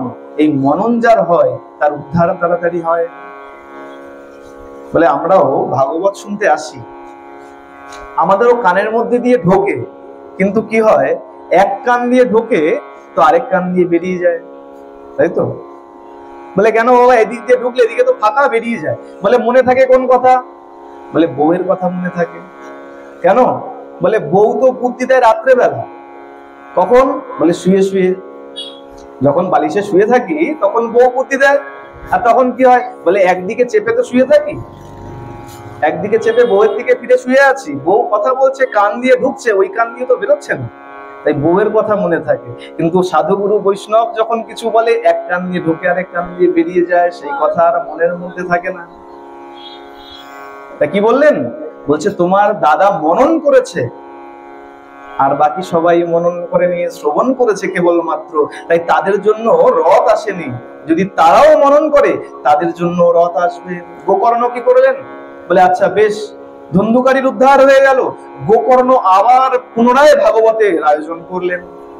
আবার পুনরায় যখন ভাগবতের আয়োজন করা হয়েছে, সবাই শুদ্ধ চিত্তে এসে বসে মনন করে ভাগবত শ্রবণ করেছেন। আর তখন যখন ভাগবত শ্রবণ করলেন, দেখতে দেখতে তাদের সবার উদ্ধার হয়ে গেল, সবার জন্য সেখানে বিমান চলে আসলো। বলি ভক্তবৎসল ভগবান কি, ভাগবত ভগবান কি।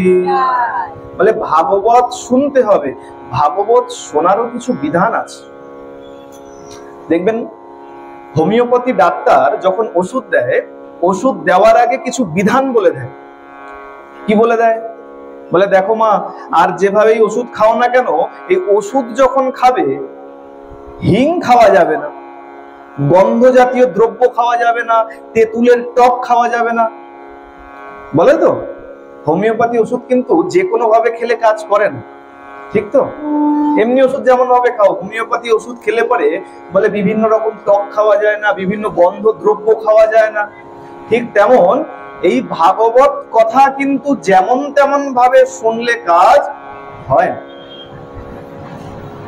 মনে হতে পারে আমরা রোজই তো ভাগবত কথা শুনছি, তাহলে বিচার করে দেখুন, রোজ যদি ভাগবত কথা শ্রবণ করে থাকি, আমি একটা সাধারণ আয়ু ধরি যে 40 বছর ধরে যদি আমরা ভাগবত কথা শ্রবণ করি, তাহলে আমাদের কত পুণ্য হওয়ার কথা। কিন্তু তত পুণ্য তো দেখতে পাচ্ছি না, সেই পুণ্য কোথায় গেল? বলে দেখো ভাগবত শুনতে আসলে তার কিছু বিধান আছে, সেগুলো মানতে। ভাগবত শুনতে আসলে অবশ্যই আপনাকে শৌচ বিধান পালন করতে হবে, পবিত্র হয়ে আপনাকে ভাগবত কথা শ্রবণ করতে হবে। বলে আমরা তো সবাই পবিত্র, আমরা ভাগবত কথা শুনতে যখন আসি, আমরা স্নান করে শুদ্ধ বস্ত্র পরে তারপরে আসি। বলে দেখো কেবলমাত্র স্নান করলেই পবিত্রতা আসে না, কেবল স্নান করলে আর পোশাক পরিবর্তন করলেই পবিত্রতা হয়। কোন জীবকে হত্যা করে তাকে ভক্ষণ করে পেটের মধ্যে রেখে দিয়ে আমি মনে করছি স্নান করলাম, পবিত্র হয়ে গেলাম, তাহলে সেই পবিত্রতার কোনো মূল্য নাই, সেটা কোনো পবিত্রতা।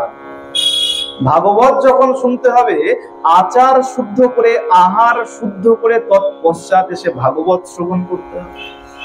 আমরা মনে করি কি যে কোনো ভাবে শুনলেই মনে হয়ে গেল, না, ভাগবত শ্রবণ করতে গেলে তাকে আচার শুদ্ধ রাখতে। বলে যেমন বক্তাকে শুদ্ধ হয়ে আসতে হবে, তেমন যারা শুনতে এসে তাকে শুদ্ধ ভাবে শুদ্ধ চিত্তে এসে এই কথা শ্রবণ করতে। আর ভাগবত আসরে বসে যদি মন এদিক ওদিক চলে যায়, তাতে কি হয়? বলে এটাতে কি হলো, আমরা কিছু একটা শুনতে পারলাম না। বলে না, তাই নয়, ভাগবত আসরে বসে যদি মন এদিক ওদিক ছোটাছুটি করে, তাহলে তাতে অপরাধ হয়, পাপ হয়। কেমন পাপ হয়?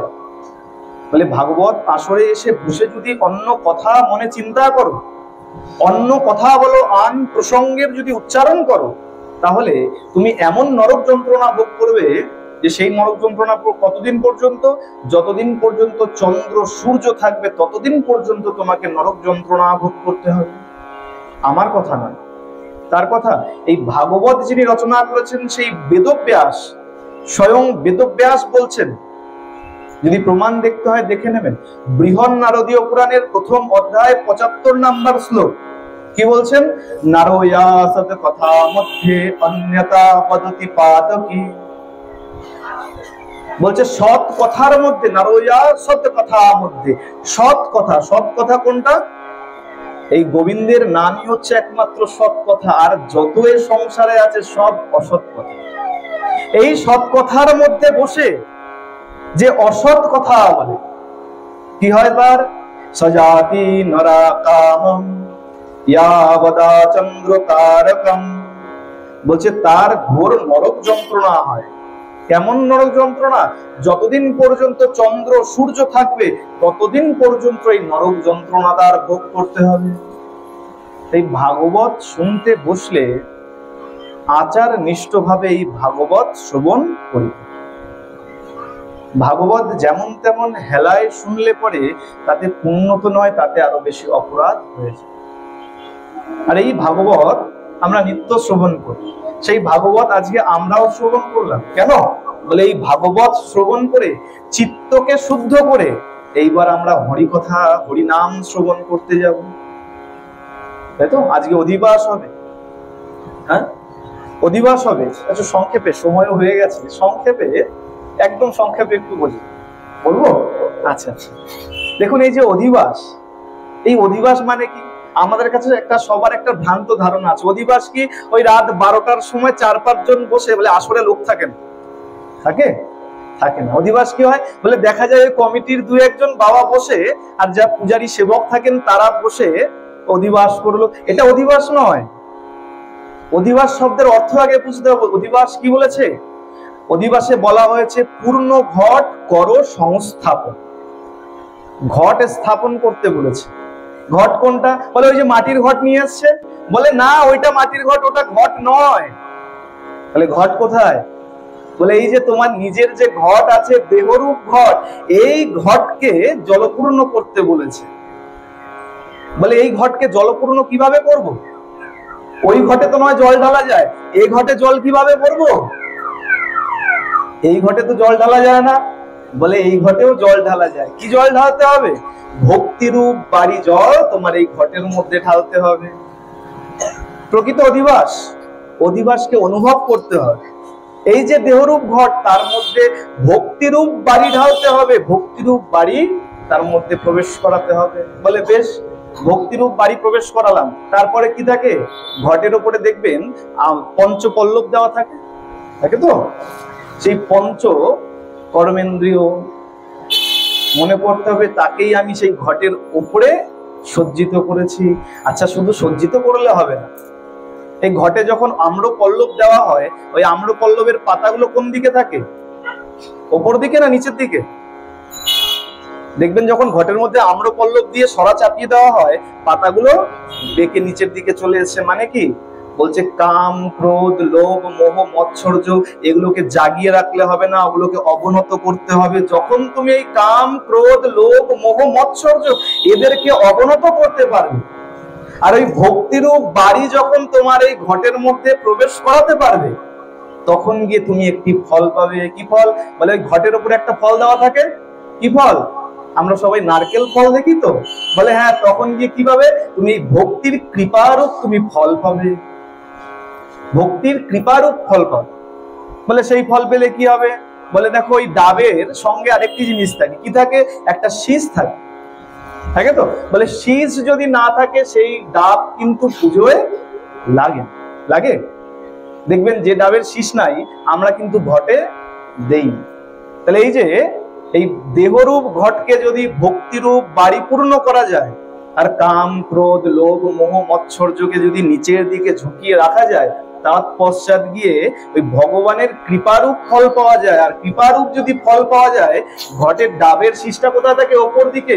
যদি কৃপারূপ ফল পাও তাহলে তোমারও গতি ওপর দিকে হবে, তুমিও বৈকুণ্ঠে বাস করতে পারবে।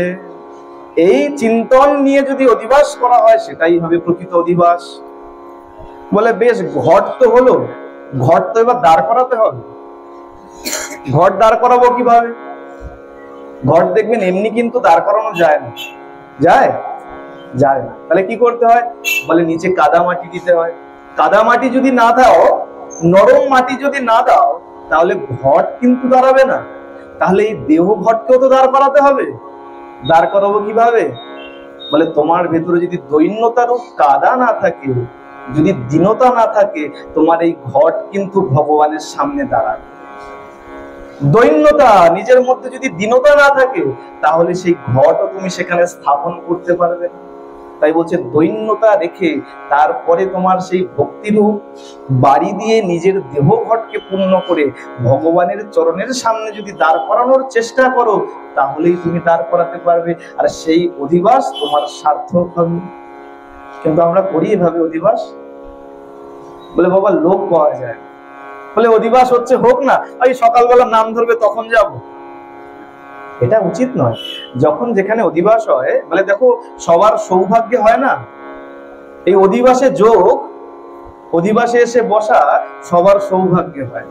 এই অধিবাস কি বলে, সব ভগবানদেরকে আহ্বান করে নিয়ে আসা, যে প্রভু তোমরা সবাই এসো, আগামী দিন থেকে আমরা একটু নাম গুণাগুণ কীর্তন করব, কিন্তু আমাদের তো সামর্থ্য নাই, তোমরা এসে যদি আমাদের শক্তি না দাও আমরাই হরিনাম করতে পারবো না, তোমরা সবাই এসো। এই যে ডেকে আনা, আহ্বান করা, এটাই হলো অধিবাস। এভাবে অধিবাস করে তৎপশ্চাৎ গিয়ে হরিনাম শ্রবণ করতে হবে। আর মনে রাখবেন, এখানে যারা কাছাকাছি আছেন বা যারা উপস্থিত আছেন সবার জন্য এটা আমার একটা অনুরোধ, ছোট সন্তান জ্ঞানে সবাই এটাকে মান্যতা দেবেন।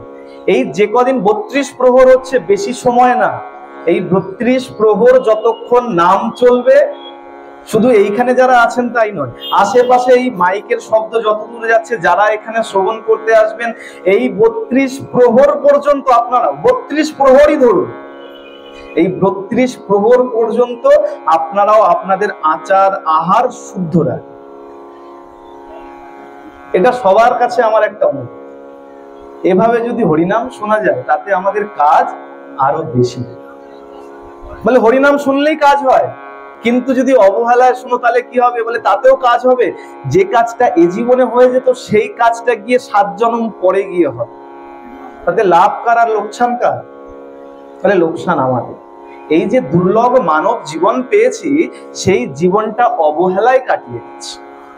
একটু ভক্তি ভরে যদি নাম নেই, তাহলে হতে পারে গোবিন্দ এই জীবনেই আমাদেরকে পার করে দিতে পারে। প্রেম সে বলো, সবাই মিলে, সবার জোর কমে গেছে নাকি? বলে দেখো এটাই ভক্তি। বলে বলা যায় না, এখন যদি আমরা প্রাণ খুলে ডাক দেই, আর না জানি গোবিন্দই এখন আমাদের সাড়া দিয়ে দেয়। আমরা বলে ভক্তিযুক্ত চিত্তে যে যত জোরে বলবে, না জানি গোবিন্দই সেখান থেকে শুনে সাড়া দিয়ে দেয়। তাই সবাই মিলে একসঙ্গে বলতে হয়, একসঙ্গে ধরে নিতে হয়, প্রেম সে বলো রাধে রাধে। তার মধ্যে অনেকে হাত তোলে নাই, চোখ ফাঁকি দেওয়া এত সম্ভব নয়। অনেককে দেখতে পেয়েছি হাত তোলে নাই। এই যে যারা হাত তুলছেন না, নিজেদের কিন্তু ক্ষতি করছেন না, বাকি সবার ক্ষতি করছেন। কেন? বলে দলে থাকলে দলের সবাই যা করে তাই করতে হয়। তাহলে সবাই মিলে একসাথে দোনো হাত উঁচু করে প্রেম সে বলো। বলে রাজনৈতিক দলে যখন যাই, তখন আমাদের চাহিদা থাকে, তাই না? কি বলে? বলে রাস্তা চাই, জল চাই, জিন্দাবাদ জিন্দাবাদ, এটা লাগবে ওটা লাগবে, তাই তো? আমরাও তো চাইতেই বসে আছি। আমরা কেউ আছি নাকি দেওয়ার জন্য এসছি? আছে কেউ? কেউ নেই। এসছি ভাগবত শ্রবণ করব, গোবিন্দ যেন সন্তানের চাকরি হয়ে যায়, মেয়েটার যেন বিয়ে হয়ে যায়। তা চাইবো যখন, চাইতে গেলে পরে আমাদেরকেও তো জোরে ধ্বনি দিতে হবে, নইলে গোবিন্দ বুঝবে কি করে হ্যাঁ এর পেটে খিদা আছে, একে আমাকে কিছু দিতে হবে। তাই ধ্বনিও জোরে দিতে হবে। ভাগবত তো শ্রবণ করলাম, বৈশাখ মাসের এক বিশেষ মাহাত্ম্য বলে আজকে বিশ্রাম। হ্যাঁ, যে মাহাত্ম্য আপনাদের সবার জানা উচিত। কি মাহাত্ম্য? বলে তুলসীতে জলদানের মাহাত্ম্য। মাহাত্ম্য যদি না জানেন, তাহলে সেই কার্যে সেই কর্মে ততোধিক মন লাগে না। দেখবেন এই যে এখন যারা যুবতী মেয়েরা আছে, যুবতী যারা, তাদেরকে গিয়ে বলুন মা তোরা একাদশী কর, দূর একাদশী করলে কি হয়, তাই না? একাদশী করলে কি হয়?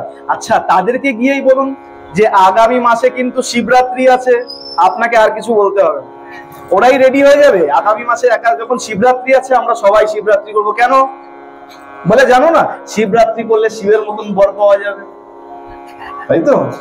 শিবরাত্রি করলে শিবের মতন বর পাওয়া যাবে। কিন্তু ভুলেও এটা কেউ করবেন না, শিবরাত্রি করে শিবের মতন বর কেউ চাইবেন না। তাহলে কি হবে? বলে ক্ষতি আপনার আগে হবে। এখন মনে করুন বাবা প্রসন্ন হয়ে গেল, আপনাকে বাবার মতনই বর দিয়ে দিল, আপনার বর এখন বাকছাল করে ঘুরে বেড়ায়। নিয়ে যাবেন তো তাকে বাজারে, মলে যাবেন তাকে নিয়ে? কেউ যাবেন। তাহলে শিবরাত্রি করে কখনো বাবার মতন ওই রকম বর চাইবেন। তাহলে এই বৈশাখ মাসে বৃন্দাজিতে জল দিলে তার কেমন মাহাত্ম্য।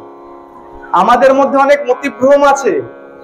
সকালবেলা ঘুম থেকে উঠে যদি দেখি বাবা পুজো দিয়ে ফেলেছে বা মা ভগবানের পুজো দিয়ে ফেলেছে, আমাদের মনে খুব আনন্দ হয়, যাক একটা কাজ হয়ে গেছে, আমাকে আর পুজো টুজো দিতে হবে, তাই তো? যাক বাবা দিয়ে দিয়েছে পুজো, মা পুজো দিয়ে দিয়েছে, আমাকে আর পুজো দিতে হবে না। এটা কখনো উচিত নয়। হয়তো ভোগ নিবেদন হয়ে গেছে, কিন্তু সবার কর্তব্য স্নান করে আহ্নিক করে শুদ্ধ হয়ে ভগবানের চরণে অন্তত ফুল তুলসী দান করো, এটা সবার কর্তব্য।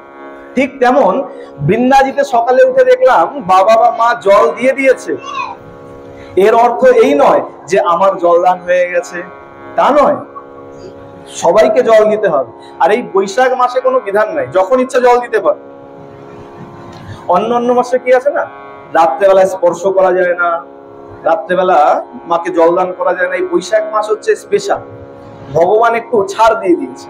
চলো না, এই চৈত্র সেল গেল সবে সবে, ভগবানও বছরের শুরুতে আমাদের একটু সেল দিয়েছে, বলছে যেমন পারো তোমরা একটু জল দিয়ে অন্তত বৃন্দাজিকে ভক্তি মহারানী, এই ভক্তি মহারানীর কৃপা ছাড়া আমরা কেউ ভক্তি লাভ করতে পারি। দেখুন, এক ব্যবসায়ী ছিল, সেই ব্যবসায়ী কেবলমাত্র ব্যবসায়ী করত, ধর্ম কর্ম কিছু করত। আর তার যে পত্নী সে হলো সহধর্মিনী।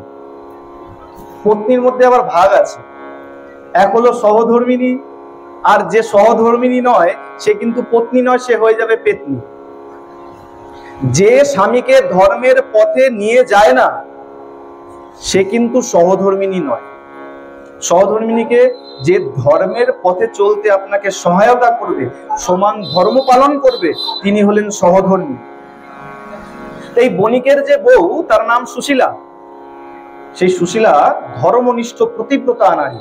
আর সে কোথাও থেকে সাধু সঙ্গ করে জানতে পেরেছে বৈশাখ মাসে প্রাতঃ স্নান করতে হয়, ভগবানকে আরতি করতে হয়, তুলসীতে জলদান করতে হয়, তুলসী পরিক্রমা করতে হয়, আর হরিনাম করতে হয়।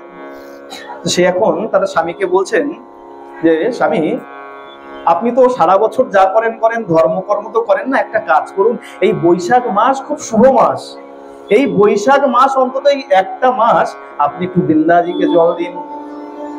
এখন সেই স্বামী বলছে রাখো তো তোমার জল, আমি এদিকে ব্যবসার কাজ করে সময় পাই না, আর তুমি বলছো কিনা তুলসীতে জল দিতে, তুমি করছো করো, আমাকে এইসব জ্ঞান দিতে এসো না।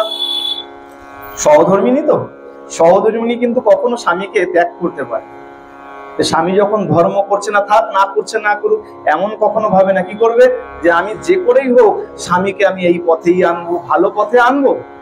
তিনি কি করেছেন, বিচার করছে, আচ্ছা বেশ, স্বামী তো উঠে জল দেবে না, আচ্ছা শাস্ত্রতে তো বলা আছে যদি হরিনামও শোনে, ওই হরিনাম শুনলেও উদ্ধার হয়। বৈশাখ মাসে যখন এত মাহাত্ম্য, বৈশাখ মাসে যদি হরিনামও শ্রবণ করে তাহলেও তার উদ্ধার হয়ে যাবে। এই বিচার করে কি করেছে, পরের দিন সকালবেলা নিজে স্নান করেছে, স্নান করে কি করেছে, হাতে করতাল নিয়ে ওই বেচারা স্বামী যেখানে শুয়ে আছে স্বামীর কানের কাছে বসে গেছে। ভোরবেলা, তখন কখন 4টে বাজে, ব্রহ্ম মুহূর্তে স্নানের কথা বলা আছে বৈশাখ মাসে। 4টে বাজে স্নান করে কি করেছে, করতাল হাতে নিয়ে স্বামীর কানের কাছে বসে গেছে। কি করছে, করতাল বাজাচ্ছে, হরে কৃষ্ণ হরে কৃষ্ণ কৃষ্ণ কৃষ্ণ হরে হরে হরে রাম রাম রাম হরে হরে। শুধু গান করছে না, হাতে কি নিয়ে বসেছে, করতাল। কোথায় বসেছে, স্বামীর একদম মাথার কাছে, খাটের একদম সামনে বসেছে, করতাল বাজাচ্ছে আর কীর্তন করছে। মনে কি ভাব, স্বামীর কানে যদি ঢোকে তাহলে স্বামীর উদ্ধার হয়ে যাবে। স্বামী বেচারা এখন কি করেছে, বালিশ নিয়ে একবার ওই পাশে ফেরে আর একবার এই পাশে ফেরে, চিন্তা করছে যে বিয়ে তো করে আনে সুখের জন্য, আর আমি এমন এক বউ বিয়ে করে এনেছি, তো জীবন আমার পুরো বিষাদে ভরে দিল, দুঃখ আর দুঃখ। সকালবেলা যে একটু ঘুমাবো শান্তিতে, তারও উপায় নাই। বলে বৈশাখ মাসটা দেখবেন সারা রাত ঘুমানো যায় না গরমের জন্য, আর ভোরবেলা একটু বেশ ভালো ঘুমটা আসে। আর সেই সময় যদি আপনাকে কেউ বিরক্ত করে তাহলে কেমন লাগে। স্বামী বেচারা এখন বিরক্ত হয়ে গেছে, বলে আরে তোমার জন্য এত সুন্দর ঠাকুর ঘর বানিয়ে দিয়েছি, তোমার সেইখানে পছন্দ হচ্ছে না, তুমি এইখানে এসছো নাম করতে। আর কিছু বলেনি। কি করেছে, বউ আস্তে আস্তে চলে গেছে, বলে ওষুধ একবারে দিলে পরে অসুবিধা আছে, অল্প অল্প করে দিতে। বউ চলে গেছে, ঠাকুর ঘরে গিয়ে তার যথাবিধি পূজন করেছে। পরের দিন সকাল হয়েছে, আবার একই কাজ। প্রভাতে স্নান করে করতাল নিয়ে চলে এসছে, স্বামীর কানের কাছে বসে এখন শুরু করেছে। এখন স্বামী দেখছে যদি বেশি কিছু বলি হিতে বিপরীত হয়ে যাবে, রান্না বাড়া বন্ধ হয়ে যাবে, খাওয়া বন্ধ হয়ে যাবে। কি করেছে, বলে দূর, ঘুম তো আর হচ্ছে না, আর বৈশাখ মাস, তার হাটে দোকান আছে, বিচার করছে হাটের থেকে দুপুরবেলা বাড়ি আসতে পারি কিনা। এক কাজ করি, এই এখন তো আর ঘুম হচ্ছে না, উঠে যাই, স্নান করে একবারে চলে। কি করলো, ওই বউয়ের সাথে রাগারাগি করে ওই ব্রহ্ম মুহূর্তে, বউ কটায় উঠেছিল, 4টের সময় উঠে স্নান করে কানের কাছে বসে কীর্তন করছিল, ওই ব্রহ্ম মুহূর্তে বউয়ের সাথে রাগারাগি করে স্নান করে নিচ্ছে। স্নান করতে গেছে, তো গেছে, রাত করে গেছে, তো গামছা নিতে ভুলে গেছে। স্নান করে এখন দেখছে গামছা নি নাই। অগ্নি, তাড়াতাড়ি গামছা দিয়ে যাও, আমি তো স্নান করে দাঁড়িয়ে আছি, মুছবো কি দিয়ে। আর বলছে না, পতিব্রতা নারী, সে তোমাকে ধর্মের পথে এনে তারপরে ছাড়বে। বলে তুমি আগে কৃষ্ণ বলো, তারপরে গামছা দেবো, যদি কৃষ্ণ না বলো গামছাও দেবো না। বলে ভালো ফ্যাসাতে বললাম। বলে রইলো তোমার কৃষ্ণ, আমার গামছা আমিই নিয়ে আসবো। ঘরে গেছে, ঘরে গিয়ে হাতের কাছে আর পুরনো গামছা খুঁজে পায়নি, একটা নতুন গামছা ছিল। ভালো করে মন দিয়ে শুনবেন, এখানে অনেক শেখার ব্যাপার আছে। নতুন গামছা পেয়েছে, নতুন গামছা নিয়ে যখনই পুকুরে চলে গেছে, বউ বিচার করে দেখছে তো নতুন গামছা নিয়ে গেছে, তো ব্যবহার করতে পারবে না, তাড়াতাড়ি পুরনো গামছা নিয়ে পিছে পিছে ছুটেছে। বলে আরে করো কি, এই না পুরনো গামছা, নতুন গামছা দাও। স্বামী দেখছে নতুন গামছা যখন নিয়ে এসছি, একটু ধুয়ে দেই, তাহলে পরের দিন ব্যবহার করতে পারবো, নতুন গামছা তো, না ধুলে পরে মার যায় না। ধুয়ে কি করেছে, দড়িতে টাঙিয়ে দিয়েছে, আর পুরনো গামছা ব্যবহার করে ঘরে চলে গেছে। আর বউ কি করেছে, ওই যে তুলসীর টব ঘরে নিয়ে গিয়ে পরিক্রমা করেছিল, ওই টবটা এনে বাইরে রেখেছে। কোথায়, ওই গামছা যেখানে মেলেছে গামছার তলাতেই সেই টবটা রেখেছে। তাতে কি হলো, ওই গামছা থেকে চুয়ে চুয়ে ফোঁটা ফোঁটা ফোঁটা ফোঁটা জল ওই তুলসীর টবের মধ্যে পড়ছে। সংযোগ কেমন দেখুন। বলে ভগবান কৃপা করলে কত কিছু হবে। হ্যাঁ, এখন সেই বণিক চলে গেছে ব্যবসায়, দোকানে চলে গেছে। যখন বাড়ি ফিরবে, কোন মাস চলছে, বৈশাখ মাস। কাল বৈশাখী শুরু হয়েছে, দেখবেন এখন বিকেল হলেই শুরু হয়ে যাবে। কাল বৈশাখী শুরু হয়েছে, আর এমন কাল বৈশাখী হয়েছে, এক বিশাল গাছের ঢাল ভেঙে ওই বণিকের মাথায় পড়েছে। আর মাথায় যখন পড়েছে, ওই গাছের ডালের চাপা পড়ে ওই বণিক সেখানেই গোবিন্দায় নমঃ, সেখানেই মারা গেছে। যমদূত চলে এসছে, টানতে টানতে নিয়ে গেছে। নিয়ে গিয়ে এখন বিচার হচ্ছে। যমরাজ বলছে, চিত্রগুপ্ত বিচার করো, এর কি পাপ কি পুণ্য বিচার করো। বিচার করে বলছে, মহারাজ এর তেমন কোনো পুণ্য নাই। বলে তেমন এমন জানি না, কি পুণ্য কি পাপ আছে তাই আমাকে খোলাখুলি বলো। বলে এর একটা সামান্য পুণ্য আছে। কি পুণ্য? বলে মরার দিন কি করেছিল, ওই প্রাতঃ স্নান করে বৃন্দাজিকে জলদান করেছিল। বলে আরে বাবা, বৃন্দাজিকে জলদান করেছে, ভক্তি মহারানীকে জলদান করেছে। যমরাজ সঙ্গে সঙ্গে দাঁড়িয়ে পড়েছেন, তাড়াতাড়ি ডাকছেন যমদূতদেরকে, তাড়াতাড়ি আয়, তাড়াতাড়ি আয়। কেন মহারাজ, আমরা কিছু ভুল করলাম? আরে ভুল মানে বড় ভুল করেছিস। যেজন বৃন্দা মহারানীকে জল দেয় তাকে কেউ এই জমারে আনে, জমের দুয়ারে কেউ আনে? তাড়াতাড়ি প্রণাম কর। সবাই প্রণাম করতে লেগেছে। এখন একটা কথা আছে না, দুষ্ট লোকের ভালো বুদ্ধি কখনো হয়। হ্যাঁ, এখন সেই ব্যক্তি মনে মনে চিন্তা করছে, আচ্ছা এরা সবাই আমাকে কেন প্রণাম করে? আমি তো মরে গেছি, আমি তো এখানে এসেছি, আমাকে কেন প্রণাম করছে? তাহলে নিশ্চয়ই আমার মধ্যে ভালো কিছু আছে, তাই এরা আমাকে প্রণাম করছে। আচ্ছা মহারাজ, এই আমাকে সবাই কেন প্রণাম করছেন? বলে দেখো, তোমার মধ্যে একটা পুণ্য আছে। বলে পুণ্য আছে? কি পুণ্য আছে? বলে তুমি মরার দিন সকালবেলা প্রাতঃ স্নান করে বৃন্দাজিতে জলদান করেছো। আচ্ছা চিত্রগুপ্ত, বিচার করে বলো, এই যে জলদান করেছে তার জন্য এর কেমন সুখ লাভ হবে? চিত্রগুপ্ত বলছে, মহারাজ এই যে জলদান করেছে, এর 7 ফোঁটা জলদান করেছে। কতটা? ওই গামছা থেকে চুয়ে চুয়ে 7 ফোঁটা জল বৃন্দাজিতে পড়েছে। তবে মনে রাখবেন, এই কথা শুনে বাড়িতে গিয়ে কিন্তু কেউ আবার বৃন্দাজিকে কাপড়ের, কোনো ভেজা কাপড়ের নিচে বসিয়ে দেবেন না। আমাদের কোনো বিধান বলতেও ভয় লাগে, বলবে ওই পাঠক বাবা বলেছিল। কেমন গামছা ছিল? নতুন গামছা, ব্যবহার করে নাই। আর শাস্ত্রে এতটুকু পর্যন্ত বিধান আছে, বৃন্দাজিকে এমন জায়গায় রাখতে হয় কাপড় গামছার যেন ছায়া পর্যন্ত বৃন্দাজির গায়ে না পড়ে। বাড়িতে ঠিক তেমন জায়গাতে বৃন্দাজিকে রাখতে হয়। এখন তার কেমন পুণ্য হলো, চিত্রগুপ্ত বিচার করে বলছে, মহারাজ এ 7 ফোঁটা জল দিয়েছিল, বলে 7 ফোঁটা জলের জন্য কি হবে, এ 7 দিন সর্বসুখ লাভ করতে পারবে, স্বর্গে থাকতে পারবে। কদিন? 7 দিন। ক ফোঁটা জল? 7 ফোঁটা জল দিয়েছিল। এখন সেই ব্যক্তিকে বলছেন, আচ্ছা শোনো, তুমি 7 ফোঁটা জল দিয়েছো, 7 দিন তোমার সর্বসুখ আছে, আর তারপরে তোমার অনন্ত কোটি নরক যন্ত্রণা ভোগ আছে। তুমি এত পাপ করেছো, অনন্ত কোটি নরক যন্ত্রণা ভোগ আছে, তুমি কোনটা আগে করতে চাও? সে বিচার করে দেখছে 7 দিনের সুখ তো সামান্য, অনন্ত কোটি নরক যন্ত্রণা, এখন যন্ত্রণা ভোগ করতে করতে আবার কোথায় চলে যাবো তার তো কোনো ঠিক নাই। মহারাজ আগে নরক যন্ত্রণা নয়, আগে আমি ওই 7 দিনের সুখ ভোগ করতে চাই। আচ্ছা বেশ, তাহলে এক কাজ করো, যমদূতদেরকে ডেকেছে, যাও ওকে স্বর্গে ছেড়ে দিয়ে এসো। স্বর্গে ছেড়ে দিয়ে এসছে, বলেছে মনে রেখো তোমার হাতে সময় 7 দিন, 7 দিন পরে তোমাকে আবার নিয়ে যাব, তোমাকে নরক যন্ত্রণা ভোগ করতে হবে। বলে আচ্ছা বেশ, 7 দিন তো আগে সুখে কাটিয়ে নে। 7 দিন এখন কি করেছে, সেই স্বর্গে প্রবেশ করেই সে এখন গামছা খুঁজতে শুরু করেছে। কি খুঁজছে? গামছা খুঁজতে শুরু করেছে। স্বর্গবাসী যাকেই দেখছে তাকেই বলছে, হ্যাঁ গো একটা গামছা দাও না।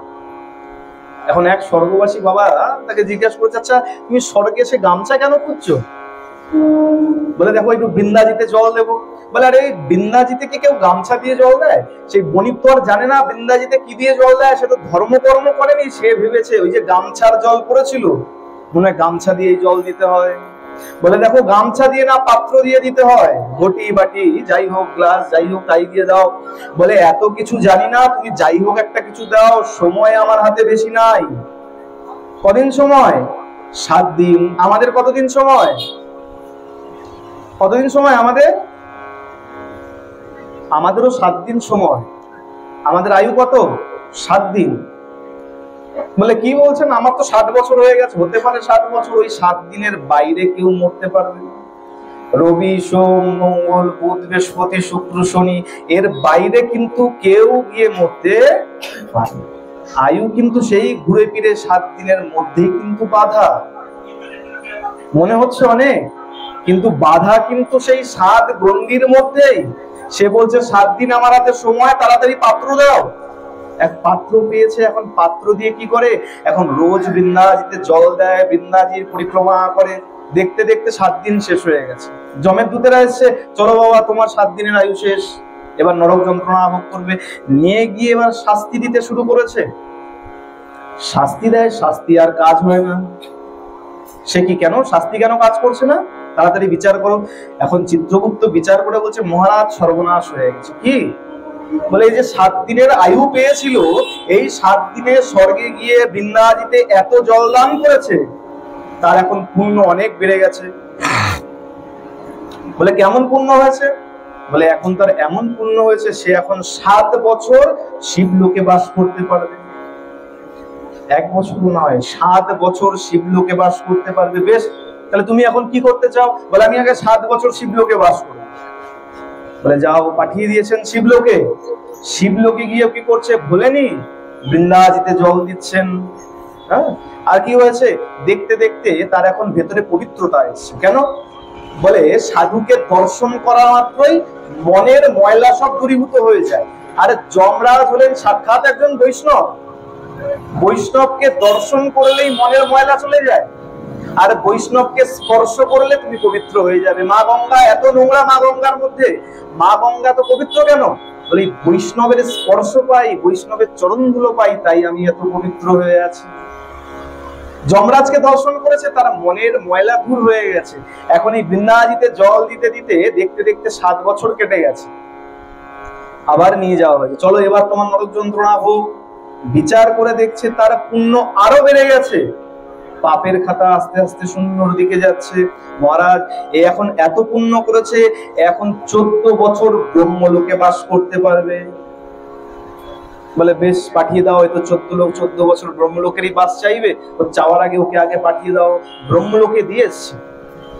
ব্রহ্মলোকে দিয়ে এসেও একই কার্য করেছে। 14 বছর দেখতে দেখতে বৃন্দাজিতে জলদান করতে করতে কাটিয়েছে। 14 বছর যখন শেষ হয়েছে, এই বৃন্দাজির কৃপায় সে এখন পুরো পবিত্র হয়ে গেছে। তার মনের ময়লা সব ধৌত হয়ে গেছে বৃন্দা মহারানীর কৃপায়। সে যখন এখন যমরাজের দূত যখন এসছে, সে এখন বলছেন, শোনো, এই যে আমি যখন মনুষ্য দেহ পেয়েছিলাম, ভজনযোগ্য দেহ পেয়েছিলাম, তখন আমি সাধন ভজন কিচ্ছু করি নাই। আমার পত্নী আমাকে কত চেষ্টা করেছে একটু হরিনাম করার জন্য, প্রাতঃ স্নান করার জন্য, কিন্তু অজ্ঞাতে 7 ফোঁটা জল দান করে যদি এত পুণ্য হতে পারে, না জানি আমি যদি জেনে ভক্তি করতাম তার জন্য কত পুণ্য অপেক্ষা করবে। আমাকে আর তোমরা পুণ্য দিও না। মনের মধ্যে এখন পবিত্রতা এসছে, তো বলছে আমাকে এখন যত পারো নরক যন্ত্রণা ভোগ করাও, আমার যেন সব পাপ যেন ধুয়ে। দেখতে দেখতে তাকে এখন আবার নিয়ে যাওয়া হয়েছে যমরাজের কাছে। মহারাজ, একে এখন কি করা যাবে? 14 বছর পর্যন্ত বৃন্দাজিকে জলদান করেছেন ভক্তিযুক্ত চিত্তে। যমরাজ চিন্তা পড়ে গেছেন, চিন্তা করছেন একে এখন কি পুণ্য দেব। চিন্তা যখন করছেন সবাই, চিত্রগুপ্ত সবাই যখন এখন চিন্তায় পড়ে গেছে, দেখতে দেখতে সাক্ষাৎ ভগবান তার রথ নিয়ে চলে এসেছেন। ভগবান এখন নিজের রথ নিয়ে এসে বলছেন, বণিক, তুমি এখনো জমালয়ে কি করছো? তোমার তো জমালয়ের দিন শেষ হয়ে গেছে, তোমার পুণ্যের খাতা ভরে গেছে, তোমার পাপের খাতা শূন্য হয়ে গেছে, তোমার ওখানে এখন আর কোনো কাজ নাই, এসো আমার রথে উঠে এসো। সাক্ষাৎ ভগবান কি করলেন? তাকে নিজের রথে চড়িয়ে নিয়ে এখন বৈকুণ্ঠে চলে গেলেন। বলিয়ে ভক্তি মহারানী কি, বৃন্দা মহারানী কি। তাহলে এই বৈশাখ মাসে কেউ কিন্তু ভুল করবেন না বৃন্দাজিতে জলদান। বৃন্দাজিতে জলদান করলে সাক্ষাৎ ভগবান পর্যন্ত তাকে নিজের রথে করে বৈকুণ্ঠ ধামে। এই হলো বৈশাখ মাসের জলদানের মাহাত্ম্য।